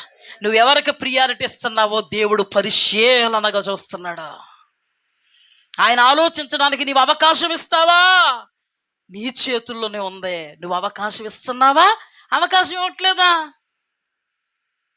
నీ క్రియలతో దేవుడితో చెప్పు, ప్రభువా నేను నీకు అవకాశం ఇస్తున్నాను. హల్లెలూయా. నువ్వు దేవునికి అవకాశం ఇవ్వాలంటే దేవుని మాటకు లోబడాలి, దేవుణ్ణి మాత్రమే చూడగలగాలి, దేవుడు కలుసైగలలో మాత్రమే నువ్వు ఉండగలగాలి. హల్లెలూయా. నీ సొంత ఆలోచన, నీ సొంత నిర్ణయం, నీ సొంత ఉద్దేశం కాదు, దేవుడు అతీతంగా నిలబెట్టుకుంటాడండి. నా జీవితంలో నేను అనుభవపూర్వకంగా చెప్తున్నాను. 2023 సంవత్సరంలో దేవుడు పాట రాయగలిగే కృపావరం ఇస్తే 2023 సంవత్సరం మొదలుకొని 2024 సంవత్సరం అదే డేట్లో దాదాపు 50 పాటలు రాయడానికి, 40 పాటలు ట్యూన్ చేయడానికి అద్భుతమైన కృపను చూపాడు దేవుడు. హల్లెలూయా. ఆ రోజు మొదలుకొని నేను ఈ పాటలు విషయంలో ఏడుస్తున్నాను, ప్రార్థన చేస్తున్నాను. ఎప్పుడు ఏడుపు, ఎలుగెత్తి ఏడ్చే ఏడుపు కాదు ఇది. దేవా అని దేవుని పాదాలు కడిగి దేవుని సమయం కొరకు ఎదురు చూసి ఏడుపు. నాకు జరిగినటువంటి పరిణామాలను బట్టి నేను దేవుని సన్నిధిలో ప్రార్థన చేస్తున్నాను, దేవుని వైపుకు చూస్తూ ఉన్నాను. చాలా సందర్భాల్లో నా హృదయం కలిచివేసే పరిస్థితులు నా మీదకే ఊకుమ్మడగా దాడి చేసినప్పుడు నేను ఒక్కటన్నాను, ప్రభువా ఈ ప్రపంచంలో ఉన్న మ్యూజిక్ కంపోజర్స్ అందరూ నీ చేతుల్లో ఉన్నారు, కెమెరామెన్స్ అందరూ నీ చేతుల్లో ఉన్నారు. నువ్వు ఏలేస్తే నా జీవితంలో నాకు ఇచ్చిన పాటలు నువ్వు అద్భుతంగా బయటకు తీసుకురాగలవన్న విశ్వాసం నాకు ఉంది ప్రభువా. హల్లెలూయా. దేవునికి స్తుతి కలుగుగాక. నాకు దేవుడు ఆయన మహా ఉచితమైన కృపలో, ఆధ్యాత్మికమైనటువంటి అనుభవాలలో దేవుణ్ణి మాత్రమే చూసుకుంటూ, దేవుణ్ణి మాత్రమే ఆధారం చేసుకుని బ్రతకగలిగే 2 తమ్ముళ్ళను నాకు ఇచ్చాడు దేవుడు. హల్లెలూయా. మొదటి వ్యక్తి పేరు జోసెఫ్ రిక్కీ, రెండవ వ్యక్తి పేరు కన్నారియోన్. హల్లెలూయా. దాని యొక్క పర్యవసానం దేవుడు ఈ సంవత్సరం విడుదల చేసిన పాటలో మీ అందరి ఎదుట చూపించాడు. నా కన్నిటికి సరైన సమయంలో దేవుడు ప్రతిఫలం ఇచ్చాడు. ఎవరిని వెతకలే, దేవుడు నా కొరకు ఆలోచించాడు. హల్లెలూయా. దేవుడు నా కొరకు ఆలోచించాడు, నా కన్నీటిని చూశాడు, నా వేదనను చూచాడు. అతీతమైన 2 బిడ్డలను ఆయన నామ ఘనత కొరకు నాకు దేవుడిచ్చినటువంటి పాటలు వెలికి తీయబడడానికి ఆస్కారంగా నిలబడ్డాడు. ఆ వీడియో చూస్తుంటే నిజంగా చెప్తున్నాం, ఆశ్చర్యపడ్డాం. హల్లెలూయా. దేవుడు చేసే కార్యాలు ఇలా ఉంటాయి, దేవుడు చేస్తే ఇలా ఉంటాయి. స్తుతి కలుగుగాక. చూడండి, చూసారా మీరందరూ? పాట విన్నారా మీరందరూ? ఏమనిపించిందండి మీ ఫీలింగ్? దేవునికి మహిమ కలిగేలాగా మీ హృదయాలను మీరు కుమ్మరించుంటారు. నేనైతే నా కన్నీళ్లతో నీ పాదాలు కడగడం తప్ప వేరే బహుమానం నేను ఏమీ నీకు ఇవ్వలేను ప్రభా. దేవుడి కార్యాలు ఎలా ఉంటాయండి? ఘనంగా ఉంటాయి. ఎన్నో కన్నీటి పరిస్థితులు చెయ్యాలంటే బోల్ డబ్బు ఖర్చు. ఎవరు వెళ్తాం, ఎక్కడికి వెళ్తాం, ఎవరిని ఆశ్రయిస్తాం? ఆశ్రయిస్తే కార్యాలు జరుగుతాయి, పనులు జరుగుతాయి, కానీ దైవ చిత్తంలో జరగవు. కానీ దేవాది దేవుడు మహా ఉచితమైన కృపను బట్టి మాస్టర్ గారికి ఆ పాట చాలా ఇష్టమని అన్నారని ఫస్ట్ 6 పాటలు ఇచ్చేసి లాస్ట్ ఇచ్చిన పాట ఇదే దేవుడు సిద్ధపరుచుకున్నారు ఈ రోజుకి. మేము ఎప్పుడు అంటాం, ప్రభా మా ఇష్టం కాదు, మా ఆలోచన కాదు, మా ఉద్దేశం కాదు, మా ఊహ కాదు, ఏది కాదయ్యా. కొన్ని పరిస్థితులు మాకు పాఠాలు నేర్పుతాయి. ఆ పాఠాలను బట్టి మరి ఎక్కువగా మేము మీ మీద ఆధారపడతామే తప్ప ఏ దినాన మీ చిత్తంలో నుంచి దూరం కాకూడదో. మీ చిత్తం ఎప్పుడైతే మీ చిత్తములో మీ కార్యాలు మీరు జరిగించండి. హల్లెలూయా. అనంత జ్ఞాని అయినటువంటి దేవుడు, మన కొరకు ఆలోచించేటువంటి దేవుడు, నీ కొరకు నీ కొరకు నీ కొరకు ఆయన ఆలోచించాలని అనుకుంటున్నావా? ఆయన మీద ఆధారపడడం నేర్చుకో. అయ్యో వీళ్ళు ఎలాగ అంటున్నారే, అయ్యో వీళ్ళు ఎలా అంటున్నారే, అయ్యో ఈ పరిస్థితులు ఎలా ఉన్నాయే, అయ్యో పరిస్థితులు అలా ఉన్నాయంటే నువ్వు కాళ్ళు తొక్కుకుంటావు తప్ప దేవుడి చిత్తానికి నువ్వు అవకాశం ఇవ్వ. దేవుడు నీ కొరకు ఆలోచించడానికి నీవు అవకాశం ఇవ్వలేవు. పరిస్థితులు ఎలాగైనా అయిపోనివ్వండి, ఏ పరిస్థితులైనా నీ కంటికి కనబడనివి, నీకు కనబడుతున్నవాడు సర్వశక్తుడైనటువంటి నీ దేవుడు. ఆయన అనంత జ్ఞాని అయిన వాడు, ఆలోచన విషయంలో గొప్పవాడు, క్రియలు జరిగించే విషయంలో శక్తి సంపన్నుడు. హల్లెలూయా. ఏ విషయంలో బాధపడద్దు యవ్వన బిడ్డ, ఏ విషయంలో బాధపడద్దు తల్లి, ఏ విషయంలో బాధపడద్దు సహోదరి. ఈ దినము దేవుడు నీతో మాట్లాడుతున్నటువంటి మాటల యందు నీ విశ్వాసం ఉంచు, నమ్మకం ఉంచు. నీ విశ్వాస సహితమైన జీవితాన్ని దేవుడు చూచి నీ కొరకు ఆలోచన కలిగి, ఆలోచన విషయంలో గొప్పవాడే గొప్ప కార్యాలు చేయ ప్రారంభిస్తే అవి మన కన్నులకు ఆశ్చర్యం. దేవునికి స్తుతి కలుగుగాక. అన్న అంటది, నా క్రియలను ఆయన పరిశీలనగా చూశాడు, సత్క్రియలు మాత్రమే ఆయనకు నాలో కనబడ్డాయి. నేను చాలా సహనంతో ఆ క్రియలు చేశాను. అమ్మ ఆయన ప్లాన్ ఏంటమ్మా అంత అద్భుతంగా? నా సత్క్రియలు నేను ఓపికతో చేశాను కాబట్టి ఏం జరిగిందో చెప్తుంది, జాగ్రత్తగా వినండి. దేవుడు ఎంత అనంత జ్ఞానం, జాగ్రత్తగా వినండి. ఏలి వృద్ధ దశలోకి వెళ్ళిపోయాడు. దేవునికి సంఘం అనేది చాలా ప్రాముఖ్యం, మందిరం అనేది చాలా ప్రాముఖ్యం. నమ్మకస్తులు అనబడేటువంటి వారు, విశ్వాసులు అయినా పరిచారకులైనా, దేవునికి దేవుని సంఘానికి దేవునికి సంబంధించి అన్నీ కూడా ఆయన కనుసైగలలో ఉన్నాయి. చూడండి, ఆ సమయంలో ఏలి వంటి వారు కాదు వాళ్ళ పిల్లలు. షిలోహు అనేటువంటి మందిరానికి యాజకత్వం చేస్తూ ఉన్నాడు ఏలి. కానీ ఏలి వంటి సుగుణాలు కలిగిన వాళ్ళు కాదు వాళ్ళ పిల్లలు. వాళ్ళ పిల్లలు మిక్కిలి దుర్మార్గులు.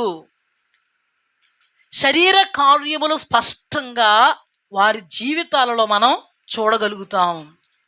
వ్యభిచారం, జారత్వం, దేవుడికి ఇవ్వవలసినటువంటి ప్రాధాన్యత వాళ్ళు చులకనగా చూచి, దేవుడికి ప్రతిష్ఠించబడేటువంటి అర్పణను సహితము వీరు పట్టుకుని, స్త్రీలతో దేవుని మందిరంకి వచ్చినటువంటి వాళ్ళతో పాపం చేస్తూ, శరీర కార్యములు స్పష్టముగా వాళ్ళ యొక్క జీవితాల్లో మనం చూడగలుగుతాం.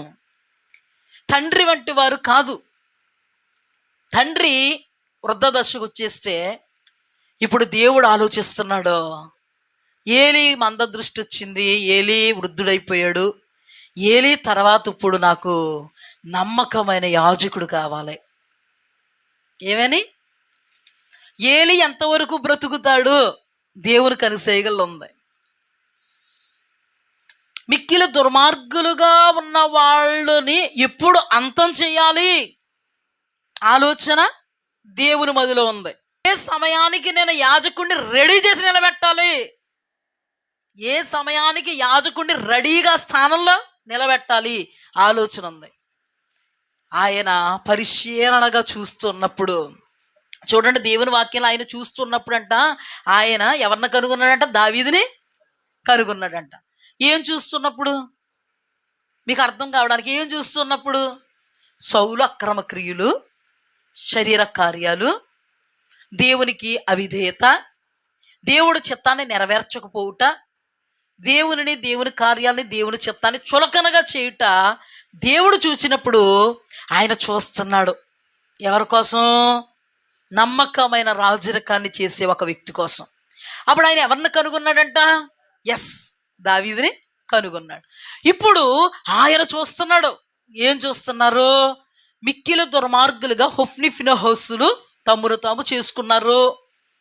నా సన్నిధిని వాళ్ళ అంతం వచ్చేసింది. ఇప్పుడు ఏలి మంద దృష్టి వచ్చేసింది, ఏలి అంతం దగ్గరికి వచ్చేసింది. ఇప్పుడు నాకు ఎవరు కావాలి? నమ్మకమైన యాజకుడు కావాలి. హల్లెలూయా. అలాంటి టైంలో సత్క్రియలు ఓపికతో చేస్తుందే. ఏం చేస్తుంది? ముందే చూశాడు, మొదటి నుంచి చూశాడు. ఎవరిని? హన్నాను. మొదటి నుంచి చూసి భూత వర్తమాన భవిష్యత్ కాలాలు ఎరిగిన దేవుడు హన్నాకే సంతు లేకుండా చేశాడు. ఆమె శాపగ్రస్తురాలని సంతు లేకుండా చేయలేదు. ఆమె దేవుడికి అవిధేయురాలని సంతు లేకుండా చేయలేదు. చాలామంది ధ్యానాల్లో మికాలు గర్భం మూయబడింది కదా, ఆమె పొరపాటు చేసింది కాబట్టి మూయబడింది. అవునా? రాహేలు ప్రవర్తన చూశాడు కాబట్టి మూసాడు. అదన్నీ పట్టుకొచ్చి ఇక్కడ అంటగట్టారు. అంటగట్టకండి అలాగా కాదు. అన్న ఆది నుండి కూడా ఆత్మీయురాలు. అన్న ఆది నుండి కూడా దేవుని విషయంలో, దేవుని వ్యక్తిత్వం విషయంలో, దేవునికి లోబడే విషయంలో, దేవునికి విధేయత చూపే విషయంలో నెంబర్ 1 స్థానంలో ఉన్నది హన్న. హల్లెలూయా. హన్నాకి దేవుడు పిల్లలు లేకుండా ఎందుకు చేశాడంటే, ఇప్పుడు కాదు ఇవ్వాల్సింది నేను, నాకు ఒక ఆలోచన ఉంది. ఇప్పుడు కాదు, ఆమెను సంతానం లేకుండా అలా చేస్తే, ఆమెను తిట్టేవాళ్ళు తుమ్మేవాళ్ళు లేస్తే, ఆ విషయములో ఆమె క్రియలు సత్క్రియలైతే, కడవరకు సత్క్రియలను కొనసాగిస్తే, ఆ యాజకుడిని నేనే ఆమె గర్భంలో ఉద్భవింపజేయాలి. హల్లెలూయా. ఆయన అనంత జ్ఞాని అయ్యాడు. ఓ మాట చెప్పనా, జడ్జిలు ఉంటారు, అనంత జ్ఞానాన్ని అనగలమా? లాయర్స్ ఉంటారు, అనంత జ్ఞానాన్ని అనగలమా? అనగలమా? అనలేం. అనంత జ్ఞాని అని ఎవరిని అనగలమో తెలుసా? దేవుణ్ణి మాత్రం. ఇంకొక విషయం, అద్భుతంగా సబబు చెప్పేసి వాడినైనా అనంత జ్ఞానం అనలేం. మహాజ్ఞాని. మహాజ్ఞాని వేరు, అనంత జ్ఞాని వేరు. అనంతం అంటే అసలు అవధులు లేని జ్ఞానం. హల్లెలూయా. ఏమంటే ఒక్కడ చెప్తున్నాను, నువ్వు దేవుని మాటను పట్టుకుని దేవుని వాక్యానికి సరెండర్ అయిపో, నీ కొరకు ఆలోచించుకోవడం ప్రారంభిస్తాడు, ప్రణాళికలు వేసుకోవడం ప్రారంభిస్తాడు. అనుకున్నాడు, ఇప్పుడు కాదు. ఎప్పుడు? నాకు ఒక ప్లాన్ ఉంది. ఎప్పుడు? వాళ్ళు అంతం దగ్గరికి వచ్చిందే, అప్పటికి నేను నిలబెట్టుకుంటాను అని జ్ఞాని జ్ఞానంతో చూస్తూ ఉన్నాడు. సంతానం లేకుండా చేసాడు. జరుగుతున్న పరిణామాలు ఏంటో తెలుసా? ఎల్కానా, ఈ హన్నా, ఈ పినిన్న, ఈ కుటుంబం అంతా కూడా చర్చికి వెళుతున్నారు. మందిరానికి వెళ్తుంటే మందిరంలో ఈ యాజమాన్యం, ఈ యాజకత్వం చేసేవాళ్ళు సరిగ్గా లేరు. మీలాంటి వాళ్ళు అందరూ ఏం చేస్తున్నారు తెలుసా? నైవేద్యాలు అర్పించం, బలులు అర్పించం, ఏమి అర్పించం. ఒక మాటకు వస్తే మందిరానికే రాబుద్ది అవుతులేదు మాకు. ఎవరిని బట్టి? ఏలి కుమారుని బట్టి. ఈ రోజుల్లో అద్భుతం ఏంటంటే, పాస్టర్ గారు వ్యభిచారి అయినా సంఘస్థులు మా పాస్టర్ గారు, మా పాస్టర్ గారు అంటున్నారు. శోచనీయం.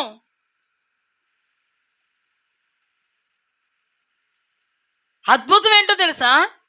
అక్కడ ఉన్నవాళ్ళు ఆ దైవజనులను బట్టి ఏం చేశారు?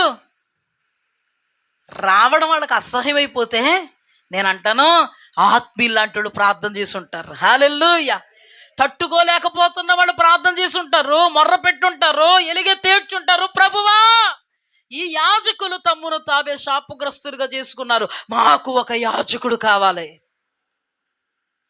అనంత జ్ఞానం అంటే అందరినీ పరిగణలో తీసుకుంటాడండి.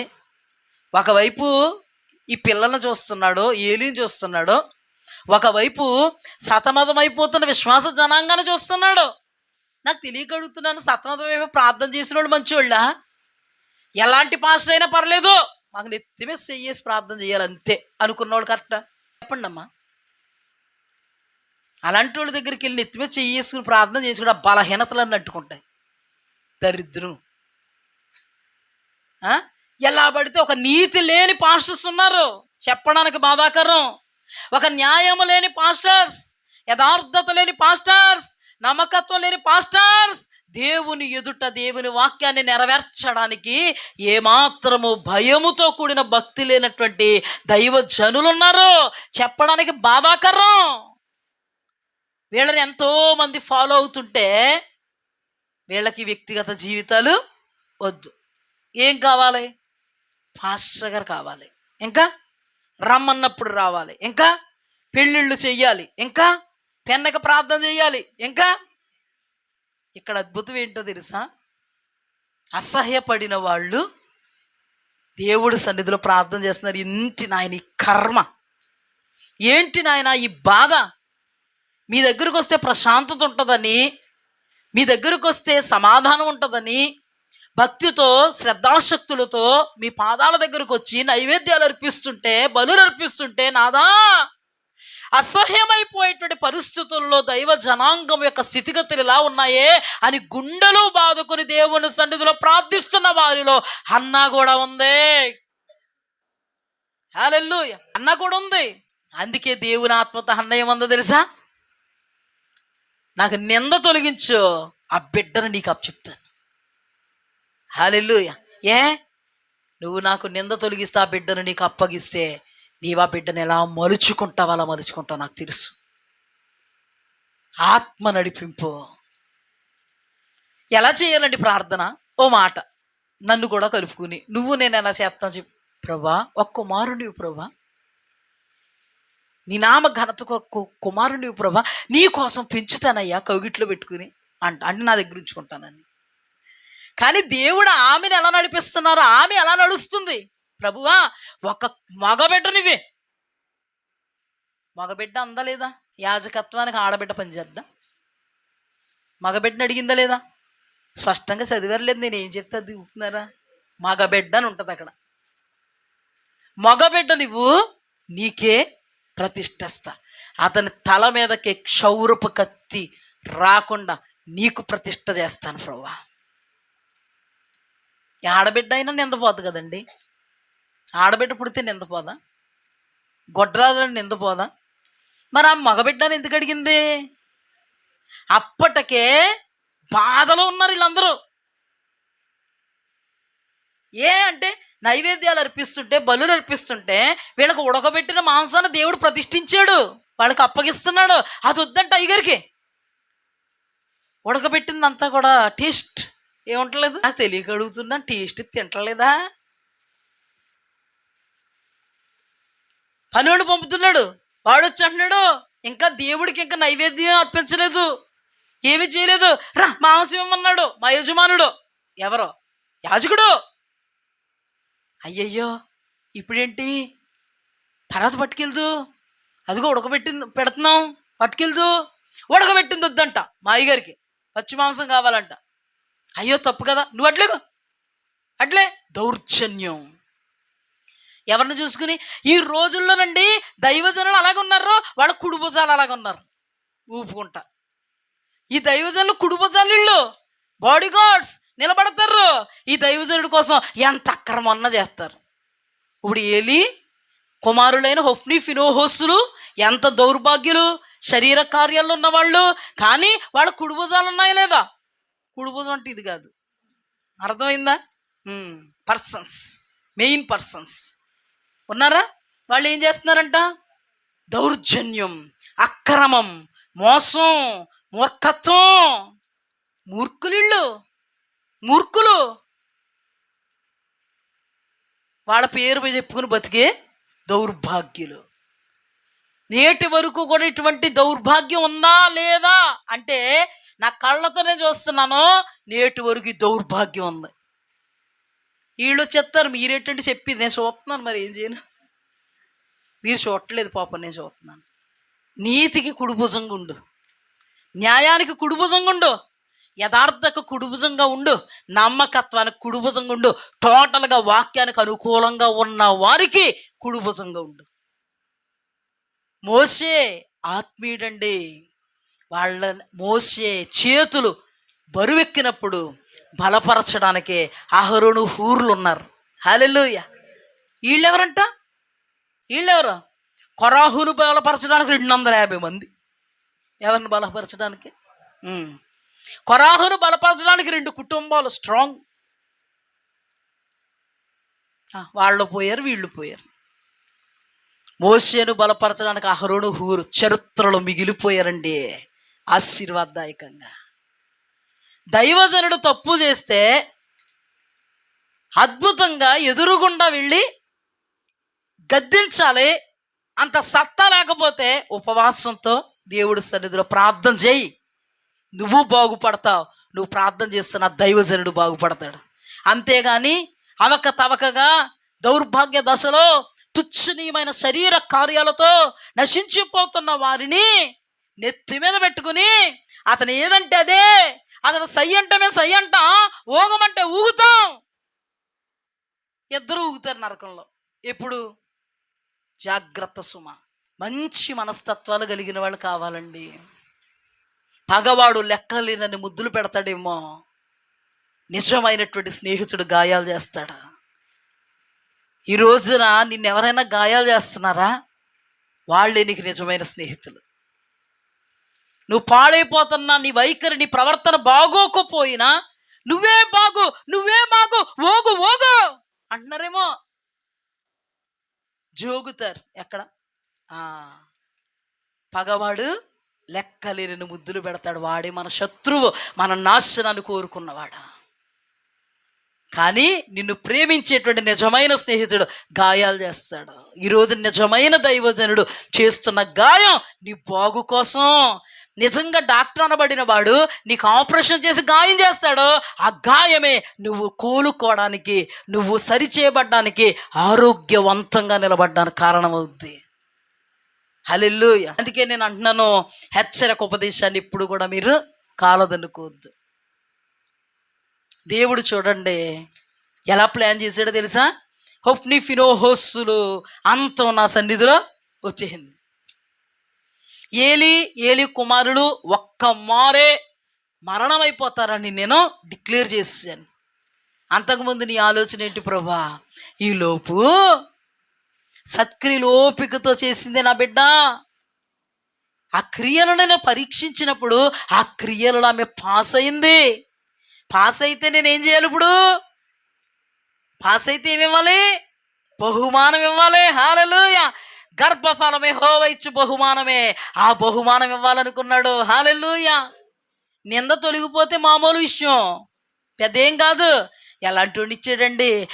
దాను మొదలుకొని బెర్షెబా వరకు అయ్యగారండి సమాధానం కూర్చుచున్నారా? మీ మీద ఆధారపడున్నామయ్యా. హల్లెలూయా. దేవునికి స్తుతి కలుగ్గాక. శత్రువులు గడగడ ఉనుకుతున్నారండి. అతను ఉన్న దినాలన్నీ ఒక్క శత్రువుకి ఇశ్రాయేలుడి మీద విజయం లేదు. హల్లెలూయా.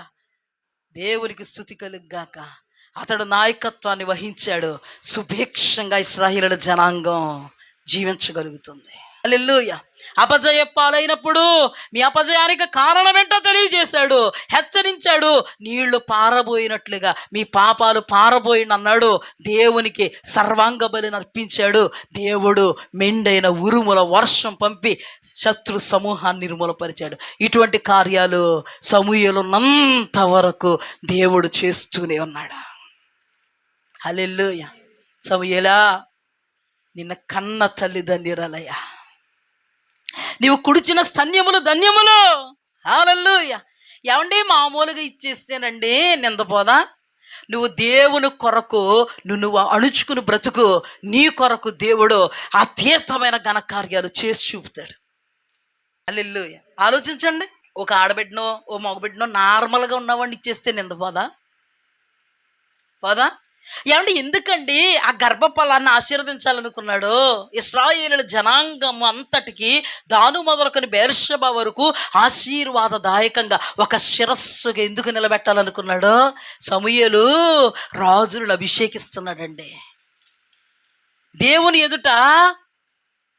ఎదుట యథార్థతను విడిచి వాక్య క్రమాన్ని మరిచి ఆజ్ఞలు అతిక్రమించిన సౌలు రాజును సహితం హెచ్చరిస్తున్నాడండి.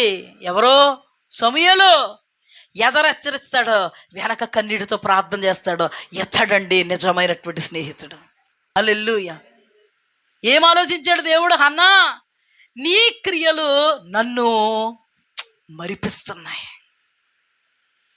నీ క్రియలు చూస్తున్నప్పుడు నేను ముగ్ధుణ్ణి అయిపోతున్నాను. నాకు నీ క్రియలు చూస్తుంటే నీ గర్భఫలం మామూలుగా ఇవ్వాలనుకోవట్లేదు. నీ గర్భఫలాన్ని నేను అత్యధికంగా హెచ్చించాలనుకుంటున్నాను. హల్లెలూయా. సమయము కాలము నిర్ణయించేటువంటి దేవుడు, కాలాలు సమయాలు అంచనా వేస్తున్నటువంటి దేవుడు, భూత వర్తమాన భవిష్యత్ కాలాలు ఎరిగినటువంటి దేవుడు, సకాలానికి సమస్తమును సమకూడి మేలు కొరకు జరిగిస్తూ దైవజనుడు నోట గుండా వచ్చిన మాటను రూఢిపరిచి హన్నా గర్భమును తెరిస్తే 9 నెలలు నిండిన తర్వాత ఇశ్రాయేలీల జనాంగానికి శిరస్సు బయలుదేరాడండి. యాజకుడు. హల్లెలూయా. ఆయన ఎవరో తెలుసా? ఒక ప్రవక్త. ఆయన ఎవరో తెలుసా? ఒక యాజకుడు. ఆయన ఎవరో తెలుసా? ఒక నాయకుడు. ఆయన ఎవరో? శిరస్సు. చిన్నల మొదలుకొని పెద్దల వరకు ఘనపరచ యోగ్యుడు సమూయేలు.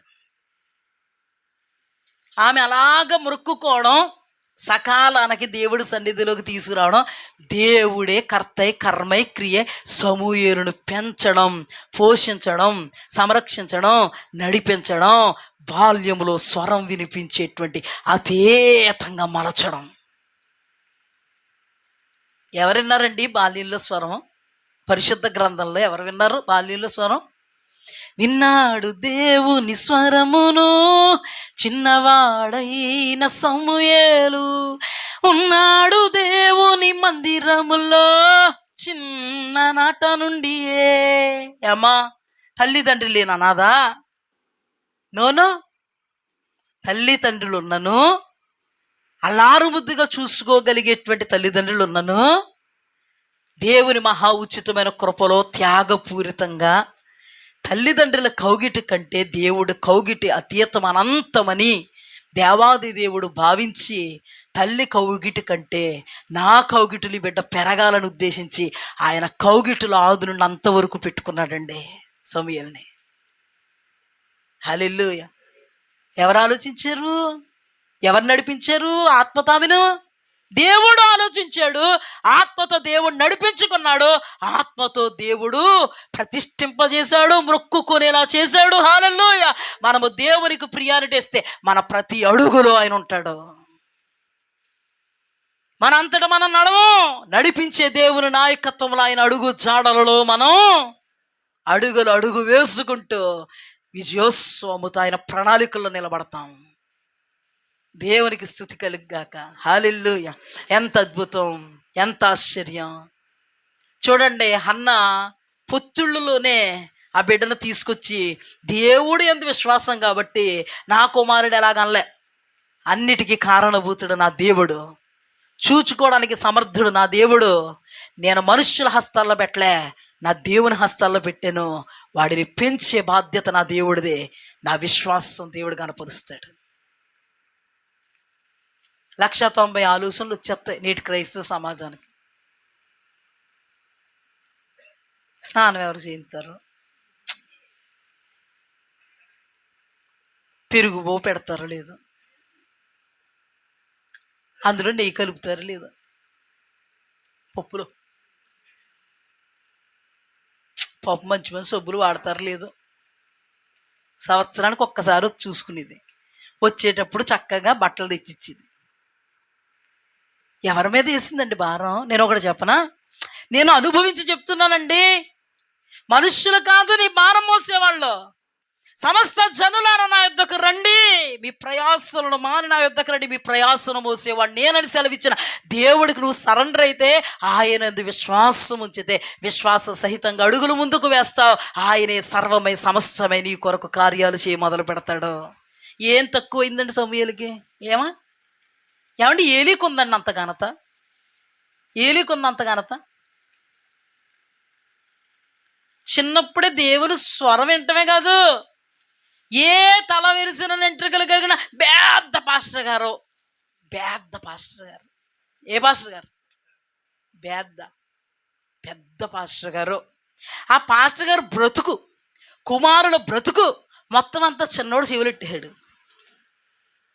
పెద్ద పాస్టర్ గారు అంటున్నారు, చిన్నోడా, ఒరే చిన్నోడా, యేసు ప్రభు లేదా దేవుడు ఏం చెప్పాడో నాకు చెప్పవా?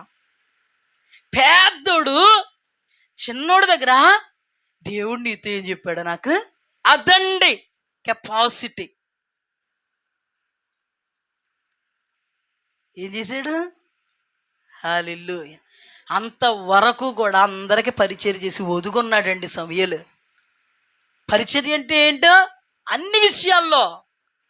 ఆ పరిచర్య ఎలాంటి పరిచర్య తెలుసా? పసుగొంతుకు ఉన్నప్పుడు కూడా వృద్ధ దశలో ఉన్న అతను అర్ధరాత్రుల్లో పిలిస్తే నా ఏలినవాడా నేనున్నాను అద్దండి సమూయేలు. ఎవరి చేతుల్లో పెరిగితే అంత నమ్రత వస్తుంది, ఎవరి చేతుల్లో పెరిగితే అంత అతీతమైన అనుభవం వస్తుంది. ఈ రోజున దైవజనుల చేతుల్లో పరిచర్యలో పెరిగితే అంత అతీతమైన అనుభవం వస్తుంది అని విశ్వాసంతో ఉన్న తల్లిదండ్రులు చాలా తక్కువ. ఏ విశ్వాసం ఉంటుందో తెలుసా? ఒంట్లో బాగాలేదు, కాళ్ళు బాగాలేదు, చేతులు బాగాలేదు, పాపం పిల్లలు ఇంకా నలిగిపోతారేమో, పిల్లలకి ఇరిగిపోతారేమో, పాలు ఇరిగిపోయినట్టు. అదని విశ్వాసం. అయ్యా ఏమండి, అన్న విశ్వాసం ఏంటండి అసలు? మన పిల్లలు ఎంతమంది ఉన్నారు? మన పిల్లలు క్రైస్తవ సమాజంలో ఉన్న పిల్లలు, పరిచర్య కొరకు పంపుతున్న పిల్లలు ఎంతమంది ఉన్నారో ఆ పరిచర్య చేసి ఆ బుడ్డ పిల్లోడు ఎంత ఉన్నాడు? మన పిల్లలు ఏ సిచ్యువేషన్లో ఉన్నారో ఆ పిల్లోడు ఏ సిచ్యువేషన్లో ఉన్నాడు? ఒక మాట చెప్పాలంటే అంత చిన్న వయసులో నుండి ఎవరైనా పరిచర్య చేశారా దేవునికి? అందుకేనండి అంత గనుడయ్యాడు. హల్లెలూయా. ఇప్పుడా తొందరగా వచ్చాయి, ఇప్పుడా అయిందండి పాస్టర్మ గారు అంటే మీరు కాదు, మొత్తం సార్వత్రిక సంఘంలో పాస్టర్ గారు పాస్టర్మ గారికి కదా పేర్లు. ఇది విశ్వాసం లోపం, అది విశ్వాస సహితమైన అనుభవపూర్వకమైనటువంటి త్యాగం. ఆ త్యాగమే యాగమై దేవాది దేవుడికి అర్పణగా సమర్పణగా మిగిల్చిందండి హన్నా యొక్క అద్భుతమైనటువంటి సమర్పణ. దేవుడికి ఇచ్చాడు ఒక సమర్పణ అయితే అంత చిన్న పిల్లోడు చేసేటువంటి పరిచర్య ఏంటి? దాన్ని బట్టి లెక్కేయండి మీరు పరిచర్య. అర్ధరాత్రుల్లో మన పిల్లల్ని లేపుతాం అసలు. అక్కడికి అక్కడ చీమలు వచ్చేస్తే బాబు లేగంటాడు, ఎక్కడ లెగిసిపోతాడని ఆడిని ఎలాగ ఎత్తేసుకుని ఎలాగ వేసేసుకుని చీమలు నలిపేసి దుప్పడు మార్చేసి మళ్ళీ వేసేస్తాం. ఎక్కడ? మనమే ప్రేమికులు. మన పిల్లలంటే మనకే మమకారం. అక్కడికి ఏదో పాస్టర్ గారు పాస్టరమ్మ గారు ఎలాగా రాసి రంపాలు ఇట్టేస్తారు అన్నట్టు, అంటే మనమే కాదు ఉన్నారు. అదండి పరిచర్య. అందుకండి అంత త్యాగం, అంత అతీతమైన కార్యం చేసింది. హల్లెలూయా. వృద్ధాప్య దశలో ఉన్నప్పుడు స్వరం వినబడితే చాలు, అయ్యా నేనున్నాను అంటే తనకి ఏ అనుభవం ఉంది? వృద్ధ దశలో మంద దృష్టితో ఉన్నటువంటి వ్యక్తిని మంచినీళ్ళు ఇవ్వడం దగ్గర నుంచి యూరిన్కి తీసుకెళ్లే వరకు ఎవరు చూసుకుంటున్నారు అంత చిన్న వయసులో? ఈ రోజుల్లో అమ్మలైతే పాస్టర్ గారికి అసలు బుద్ధి ఉందా, చిన్నపిల్లోడిని పట్టుకుని అంత చిన్నపిల్లడితో చేయించుకున్నాడు కాబట్టి అంత అద్భుతమైన వ్యక్తి అయ్యాడు. ఎవరో కొన్ని సందర్భాల్లో మనం మాట్లాడుకుంటున్నప్పుడు మన హృదయానికి అస్సలు రిసీవ్ చేసుకోవడానికి అవ్వదు, అలా ఉంటాయి. కానీ దేవుని నామము నిమిత్తం రిసీవ్ చేసుకోక తప్పదు, ఎందుకంటే అనుభవాలు దేవుడు మన ముందు పెడుతున్నాడు. హల్లెలూయా. అంత చిన్న వయసు నుండి అక్కడ రాయబడి ఉంది, యెహోవా సన్నిధిని ఎదుగుచుండెను, దేవుని దయలో ఎదుగుచుండెను. ఏలీ ఎదుట యెహోవాకు పరిచర్య చేసాను. ఇప్పుడు చెప్పండి, యెహోవా చెయ్యట్టుకుని తీసుకెళ్ళాడా మంచిలు తాగడానికి? చెప్పండి. మరి ఇలాగ వెళ్తుంటే మరి అలాగే చెప్పాలి.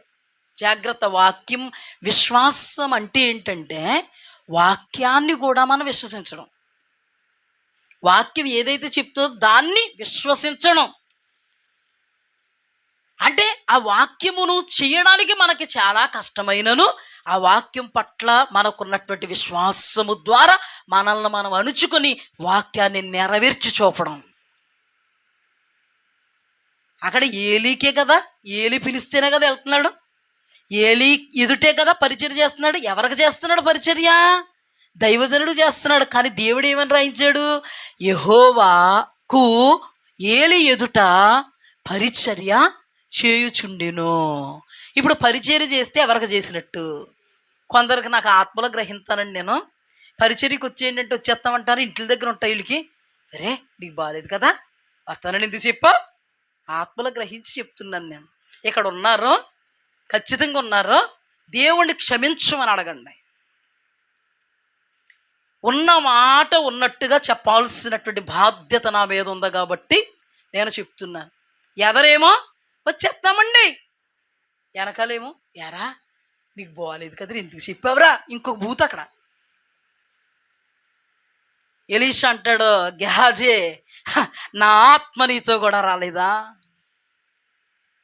దేవునికి స్తుతి కలిగాక. ఏదండి విశ్వాసం? ఏదండి విశ్వాసం? దేవుడు అంటే ఏదండి విశ్వాసం? దేవుడి మీద నీకున్నటువంటి ప్రేమ నిన్ను కానీ నీ పరిస్థితిని కానీ లెక్క చేయకూడదు. ఎందుకో తెలుసా? ఆయన అద్భుతాలు చేయువాడు. ఏం చూస్తాడో, ఏ త్యాగం చూస్తాడో, నీవు చేసిన త్యాగాన్ని బట్టి అత్యత కార్యం చేస్తాడు. హల్లెలూయా, దేవునికి స్తుతి కలుగుగాక. దయచేసి ఏ తల్లిదండ్రులు ఏ పిల్లల్ని వెనక్కలాగేలాగా ఉండకండి.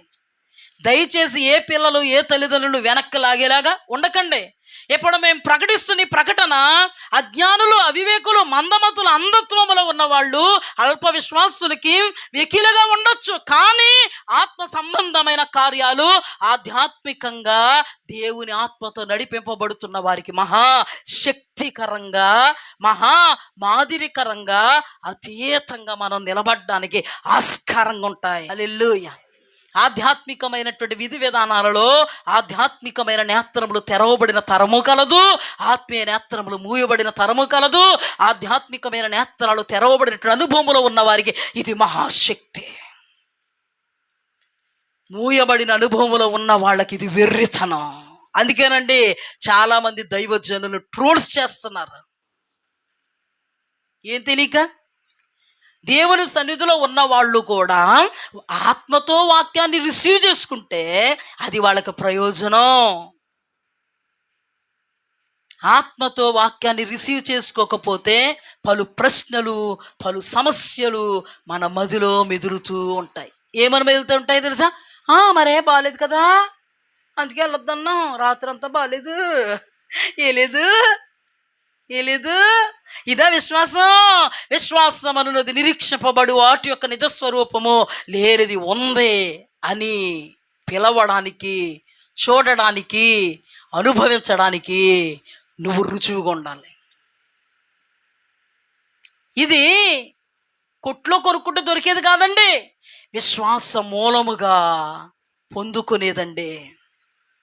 విశ్వాసముతో బ్రతికేది బ్రతుకు, విశ్వాసంతో పొందుకునేది ఒక అద్భుతం కానీ, ఆశ్చర్య మహాశ్చర్య సూచక్రియ కానీ, ఒక అతీతమైన కార్యము కానీ దేవుడి యొద్ద నుండి నువ్వు పొందుకోవాలంటే నువ్వు దేవుని కొరకు, దేవుని వాక్యాన్ని బట్టి అతీతంగా బ్రతకడం నేర్చుకుంటే అతీత కార్యములు వర్షము వలె నీ మీద వర్షింప చేయగల సమర్థుడు నీవు నేను సేవిస్తున్నటువంటి సర్వశక్తుడు. హల్లెలూయా. విశ్వాసంతో బ్రతకాలండి. పైకి ఒకటి లోపల ఒకటి కాదండి, లోపలదే దేవుడు చూస్తున్నాడు, పైది కాదు. దైవజనుడు ఏం చూస్తాడో తెలుసా? పైది. దేవుడేం బయలుపరుస్తాడు తెలుసా? లోనదే, లోపలదే. హన్న అంత అతీతమైన అద్భుతాలు పొందుకోవడానికి, హన్న గర్భఫలం అంత అతీతంగా ఆశీర్వదింపబడడానికి ఆమె చేసిన త్యాగం, ఆమె విశ్వసించినటువంటి దేవునిలో ఉన్నటువంటి గొప్పతనాన్ని క్రియలలో కనుపరచడం, సహనముతో, ఓర్పుతో దేవుని స్వభావాన్ని కనిపెడుతూ ప్రార్థన చేయడం, భయముతో కూడిన భక్తిని చేయడం. ఆమె ఆలోచించుకొని ఊహించుకొని దేవుని అడగలేదు. ఆమె కళ్ళ ముందు ఏది లేకపోయినా ఆమె కళ్ళ ముందు విశ్వాసముతో, విశ్వాసానికి కర్తయుధాన్ని కొనసాగించు దేవాది దేవుణ్ణి నిలుపుకున్న కారణాన ఆ దేవదేవుడు ఆలోచన విషయంలో గొప్పవాడే, గొప్ప ఆలోచన చేశాడు. ఎవరికి? మనం చాలాసార్లు ప్రార్థన చేస్తాం, ప్రభువా నువ్వు గొప్పవాడు, నా విషయంలో గొప్ప కార్యాలు చెయ్యి. ఇప్పుడు ఈ వాక్యాన్ని బట్టి చెప్పు, దేవుడు గొప్పోడు కాదా? గొప్పోడేనా అంటే డౌట్ మెల్లగా చెప్తున్నారని కొంచెం డౌట్ ఏమన్నా పడుతున్నారేమో అని. గొప్పోడేనమ్మా? గొప్పోడే. సహోదరులు కూడా చాలా బాగా చెప్తున్నారు, గొప్పోడమ్మా, గొప్పోడే కదా కదా. మరి మన జీవితంలో జరిగించడానికి గొప్పోడా? గొప్పోడే. ఎప్పుడు జరిగిస్తాడు? మనం ఆయన ఎదుట విశ్వాస సహితంగా జీవిస్తే. హల్లెలూయా. అందుకే క్రియలు లేని విశ్వాసం మృతం అన్నాడు, క్రియలతో కూడిన విశ్వాసము ఘనం అన్నాడు. క్రియలతో కూడిన విశ్వాసము హన్నా జీవితంలో చూసాం గనుక దేవాది దేవుడు ఆమె విషయంలో గొప్ప ఆలోచన కలిగి ఉన్నాడు, గొప్ప నిర్ణయం తీసుకున్నాడు, గొప్పగా నిలబెట్టాడు, మనకు మాదిరిని చేశాడు. హల్లెలూయా. అనంత జ్ఞాని అయిన దేవుడు నా క్రియలను పరీక్షించాడు. పరీక్షించినప్పుడు నేనేమయ్యాను? పాస్ అయ్యాను. ప్రియ దేవుని బిడ్డలారా, మన క్రియలు దేవుడు చూస్తున్నాడనే విషయం సత్యం. నువ్వు సత్క్రియలు చేస్తున్నావా, దుష్క్రియలు చేస్తున్నావా, వాక్యం అనే అర్థములో నుండి నీకే ఎరుక. ఒకవేళ దుష్క్రియలు చేస్తే దేవుని సన్నిధిలో పశ్చాత్తాపడు, సత్క్రియల కొరకు దేవుని ఆత్మ సహాయాన్ని వేడుకో. దేవుడు నీ క్రియలను పరీక్షిస్తున్నప్పుడు ఆ క్రియలు నీవు దేవుని ఎదుట చేయి, నువ్వు దేవుని ఎదుట తల పైకెత్తుకో, సత్క్రియలు చేసి పాస్ అవు. దేవుడు నీకు ఈ లోకంలోనే బహుమానం ఇచ్చి కనపరుస్తాడు. హల్లెలూయా. హన్నాకి సమూయేలు ఒక అద్భుతమైన బహుమానం అయితే, హన్నాకి కుమారులు కుమార్తెలు అనబడే బహుమానాలను కూడా ఇచ్చి దేవుడు ఈ లోకంలో ఆశీర్వదిస్తే, ఆ గర్భఫలం అనబడేటువంటి సమూయేలును రాకడ పర్యాంతం వరకు ఆశీర్వాదకరంగా చేశాడు. పెనిన్న అడ్రస్ లేదు, పెనిన్న పిల్లలు అడ్రస్ లేరు. సమూయేలు నువ్వు నేను ఉన్నంత వరకు, భూమి మీద వాక్యం ఉన్నంత వరకు, రాకడ పర్యాంతం వరకు ఘననీయుడు. అతనిని కన్న గర్భము ధన్యము, అతడు కుడిచిన స్తన్యములు మహాధన్యములు. దేవునికి స్తుతి కలుగుగాక. ప్రార్థన మాత్రమే కాదండి చేయాల్సిందే, దేవునికి అంగీకారమైన స్వభావాన్ని కనుపరుస్తూ ప్రార్థన చేయాలి. నీతి, న్యాయము, యథార్థత, నమ్మకత్వము, పరిశుద్ధత కాపాడుకుంటూ సత్క్రియలు ఓపికతో చేస్తూ మనం చేస్తున్నటువంటి ప్రార్థన నీతిని కొనసాగిస్తూ చేస్తున్న నీతిమంతుని యొక్క విజ్ఞాపన. హల్లెలూయా. దేవుని వాక్యంలో రాయబడింది, నీతిమంతుని యొక్క విజ్ఞాపన మనపూర్వకమైనదై బహుబలము గలదై ఉండును. హల్లెలూయా. మనము నీతిని కొనసాగించాలి. ఆ నీతి దేవుని యొక్క వాక్యం, ఆ నీతి దేవుని యొక్క వ్యక్తిత్వం, ఆ నీతి దేవుని యొక్క స్వభావం. అదే సత్క్రియలు అనబడేటువంటి పరలోక ధనం. దేవుని వాక్యంలో రాయబడింది, మీరు ధనాన్ని సమకూర్చుకోండి అని రాయబడింది. అదే తిమోతికి పౌలు రాస్తూ, అవాస్తవమైనటువంటి లోకం కోసం కాదు కానీ వాస్తవమైన ఆ లోకం కోసం మంచి పునాది వేసుకొనుచు సత్క్రియలు ఓపికతో చేయొచ్చు. హల్లెలూయా. జాగ్రత్త సుమా, మీరైనా నేనైనా ప్రభు ప్రేమించి మనతో మాట్లాడుతున్నప్పుడు చాలా అద్భుతంగా ఉంటుంది. వింటున్నప్పుడు అలాగ బ్రతకాలని అనుకుంటాం, కానీ దేవుని సన్నిధి నుండి బయటకు వెళ్ళిన వెంటనే మన శరీరమే మనకు ప్రధాన శత్రువై, అపవాది మన రెండవ శత్రువై, దేవుని యొక్క చిత్తములో, దేవుని యొక్క వాక్యములో, దేవుని యొక్క వాగ్దానాలు, దేవుని యొక్క ఆలోచనలు మన యందు నెరవేర్చకుండా నిమిత్తము పోరాడుతూ ఉంటుండగా ఆ పోరాటములో పడిపోతాం. అందుకే మనం ఆత్మతో పోరాడాలి, శరీర కార్యాలను జయించాలి, అపవాదిని జయించాలి. ఈ వాక్యములో చచ్చేంత వరకు నిలబడి ఉండాలి. అప్పుడు దేవుడి లోకంలో మన నిమిత్తం ఆలోచిస్తాడు, మన కొరకు ఘన కార్యాలను పూనుకుంటాడు, అనేక బహుమానాలను ఈ లోకంలో మనకిస్తాడు, అతీతమైన సింహాసనాలు ఎక్కిస్తాడు. హల్లెలూయా. 1 సమూయేలు గ్రంథం 2:8. దరిద్రులను అధికారులతో కూర్చుండబెట్టుటకు, మహిమ గల సింహాసనం స్వతంత్రింపజేయుటకు వారిని మంటులో నుండి ఎత్తువాడు ఆయనే, లేమి గల వారిని పెంట కుప్ప మీద నుండి లేవనెత్తువాడు ఆయనే. చూడండి, మహిమ గల సింహాసనము స్వతంత్రించుటకు. హల్లెలూయా. హల్లెలూయా. ఇవన్నీ మహిమ కలిగిన అనుభవాలు, ఇవి ఆధ్యాత్మికమైన అనుభవాలు, ఇవి దైవికమైన అనుభవాలు. మహిమ కలిగిన సింహాసనం అంటే ఏంటి చెప్పండి? మహిమ గల సింహాసనం అంటే ఏంటి? మొట్టమొదటిగా దేవుడు బయలుపరిచిన ఒక కోణం ఏంటంటే మహిమ కలిగిన అనుభవాలు. హల్లెలూయా, హల్లెలూయా. నిజంగా తను దేవుణ్ణి యందు విశ్వాసం ఉంచి దైవ స్వభావాన్ని ఓపికతో ప్రదర్శించింది మహిమ కలిగిన అనుభవాల్లో నిలబడింది. ఆమె ఆ సత్క్రియలు చెయ్యడమే ఒక మహిమ కలిగిన అనుభవం. సత్క్రియలు ఓపికతో ప్రదర్శించడమే దైవికమైన మహిమ కలిగిన అనుభవం. మహిమ అంటే లోకానికి సంబంధించింది కాదు, మహిమ అంటే దేవునికి సంబంధించింది. ఇప్పుడు ఆమె మహిమ కలిగిన అనుభవం అంటే దేవుని వాక్యం అనబడే మహిమ కలిగినటువంటి స్వభావమును ప్రదర్శించింది. అంటే ఆమె మహిమ కలిగిన అనుభవాల్లోనే ఈ లోకంలో జీవించింది, ప్రదర్శించింది. మహిమ కలిగిన దేవుడు ఇచ్చేటువంటి, దేవుడు మాత్రమే ఇవ్వగలిగే అద్భుతమైన ఆధ్యాత్మికమైన బహుమానాలను ఈ లోకంలో అనుభవించింది. ఈ అనుభవాలతోనే మహిమ కలిగిన సింహాసనం అనబడే పరలోక రాజ్యమును స్వతంత్రించుకోగలుగుతుంది. హల్లెలూయా. ఆయన ఏమన్నారు? ఆకాశమున సింహాసనం. పరలోక రాజ్యం ఎక్కడుంది? మనం ఏమంటాం?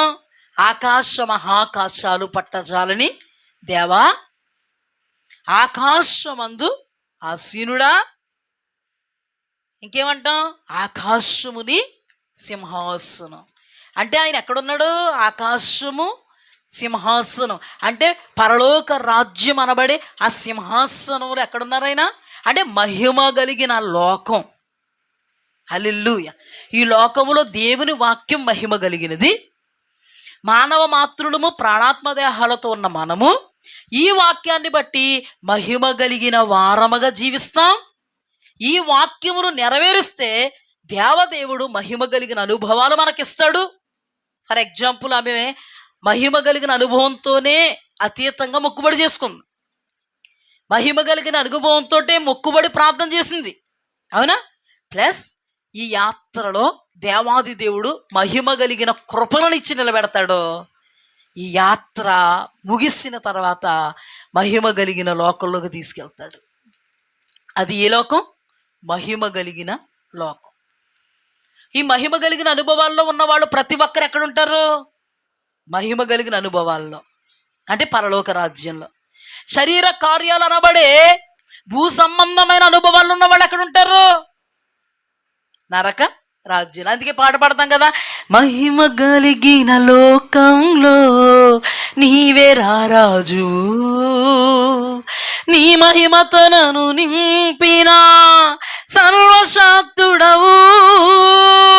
మహిమ కలిగిన లోకంలో నీవే రారాజు, నీ మహిమతో నన్ను నింపిన సర్వశక్తుడవు. మహిమ కలిగిన లోకములో ఎవరు రారాజు? హల్లెలూయా. ఆ రారాజు సరస్సున నిలబడేటువంటి వారు ఎవరు? మనం. హల్లెలూయా.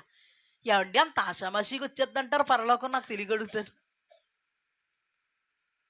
పాస్టర్ గారు అంటారు కదా, పరలోకం మా అత్తగారి ఇల్లు అనుకుంటున్నారంట. అత్తగారి ఇల్లు అని ఎందుకంటారు తెలుసా? ఎన్ని పరిస్థితుల్లో అత్తగారి ఇంటికి వెళ్తే కూర్చోబెట్టాడద్ది సున్నుండలో. అల్లుండి బాగా చూద్ది అత్తమ్మ. ఎప్పుడు అతిథి అయ్యగారు. అత్తగారింటికి పర్మిషన్ అక్కర్లేదండి. అత్తమ్మ రమ్మంటారా అనరు. గేటు తీసుకుని వెళ్ళిపోతే ఎక్కడున్న వాళ్ళు సర్దుకుని వచ్చి అల్లుడి గారు రండి అంటారు. అది పాస్టర్ గారు అందుకంటారు అత్తగారి ఇల్లు అనుకుంటున్నారు. ఎవరో క్రైస్తవులు అందరూ. ఆయన మా అత్తగారు డోర్ అలా ఓపెన్ చేసేస్తారు.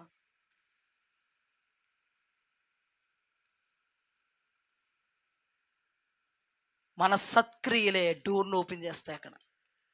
హల్లెలూయా. మన మహిమ కలిగిన అనుభవాలలో మనం ఈ లోకములో జీవించు వారమైతిమా, పరలోక రాజ్యములో డోర్ ఘన స్వాగతాన్ని ఇవ్వడానికి ఓపెన్ చేస్తారు. హల్లెలూయా. అందుకే దేవుని వాక్యములో ఆ వాస్తవమైన లోకం కొరకు మంచి పునాది వేసుకొనుచు సత్క్రియలు ఓపికతో చెయ్యండి. నేను చెప్తున్నటువంటి వాక్యాలు మీ హృదయాంతరంగాలలో క్రియ జరిగిస్తే మేము బ్రతికినట్టే. మీ జీవితాల్లో మేము సత్క్రియలు చూడగలిగితే మేము బ్రతికినట్టే. మాకు అతిశయమైన కిరీటమైన అలనాడు పౌలయ్య గారు సంఘం కొరకు చెప్తున్నట్టుగా ఈ దినాన అదే దేవుని యొక్క హస్తాలలో నుండి మమ్మును నమ్మదగిన వారిగా ఎంచి దేవాది దేవుడు మా హస్తాలకు అప్పగించిన ప్రియ సంగమా, సహోదరులారా సహోదరులారా, మీరు దేవుని ఎదుటి వాక్యాన్ని నెరవేర్చి మహిమ కలిగిన అనుభవాల్లో నిలబడితే ఆ అనుభవాల్లో నిలబడడం సత్యం, తథ్యం, ఇది నిశ్చయం. ఈ కృపలో దేవుడు మమ్మల్ని నిలబెట్టునుగాక. ప్రతి విషయంలో మనకు విశ్వాసము రేకెత్తబడునుగాక. వాక్యం వినుటలో విశ్వాసం, వాక్యాన్ని అంగీకరించి బ్రతుకుడులో విశ్వాసం. పరిస్థితులు ఎంత ప్రతికూలంగా ఉన్నా అనుకూల పరిచేటువంటి దేవుణ్ణి చూసుకుంటూ విశ్వాస సహితంగా ఈ లోకములో బ్రతుకుతూ మహిమ కలిగిన అనుభవాల్లో ఈ లోకములో నిలబడుతూ దేవుని వద్ద నుండి అనేకమైనటువంటి బహుమానాలుగా ఘనత, మెప్పు, మహిమను పొందుతూ నిత్య రాజ్య మహిమలో ఔన్నత్యం కలిగినటువంటి రాజ్యములో దేవునితో యుగయుగాలు బ్రతకగలిగే కృప మన దేవుడు మనకు అతీతంగా అనుగ్రహించి నిలబెట్టునుగాక. ఆమె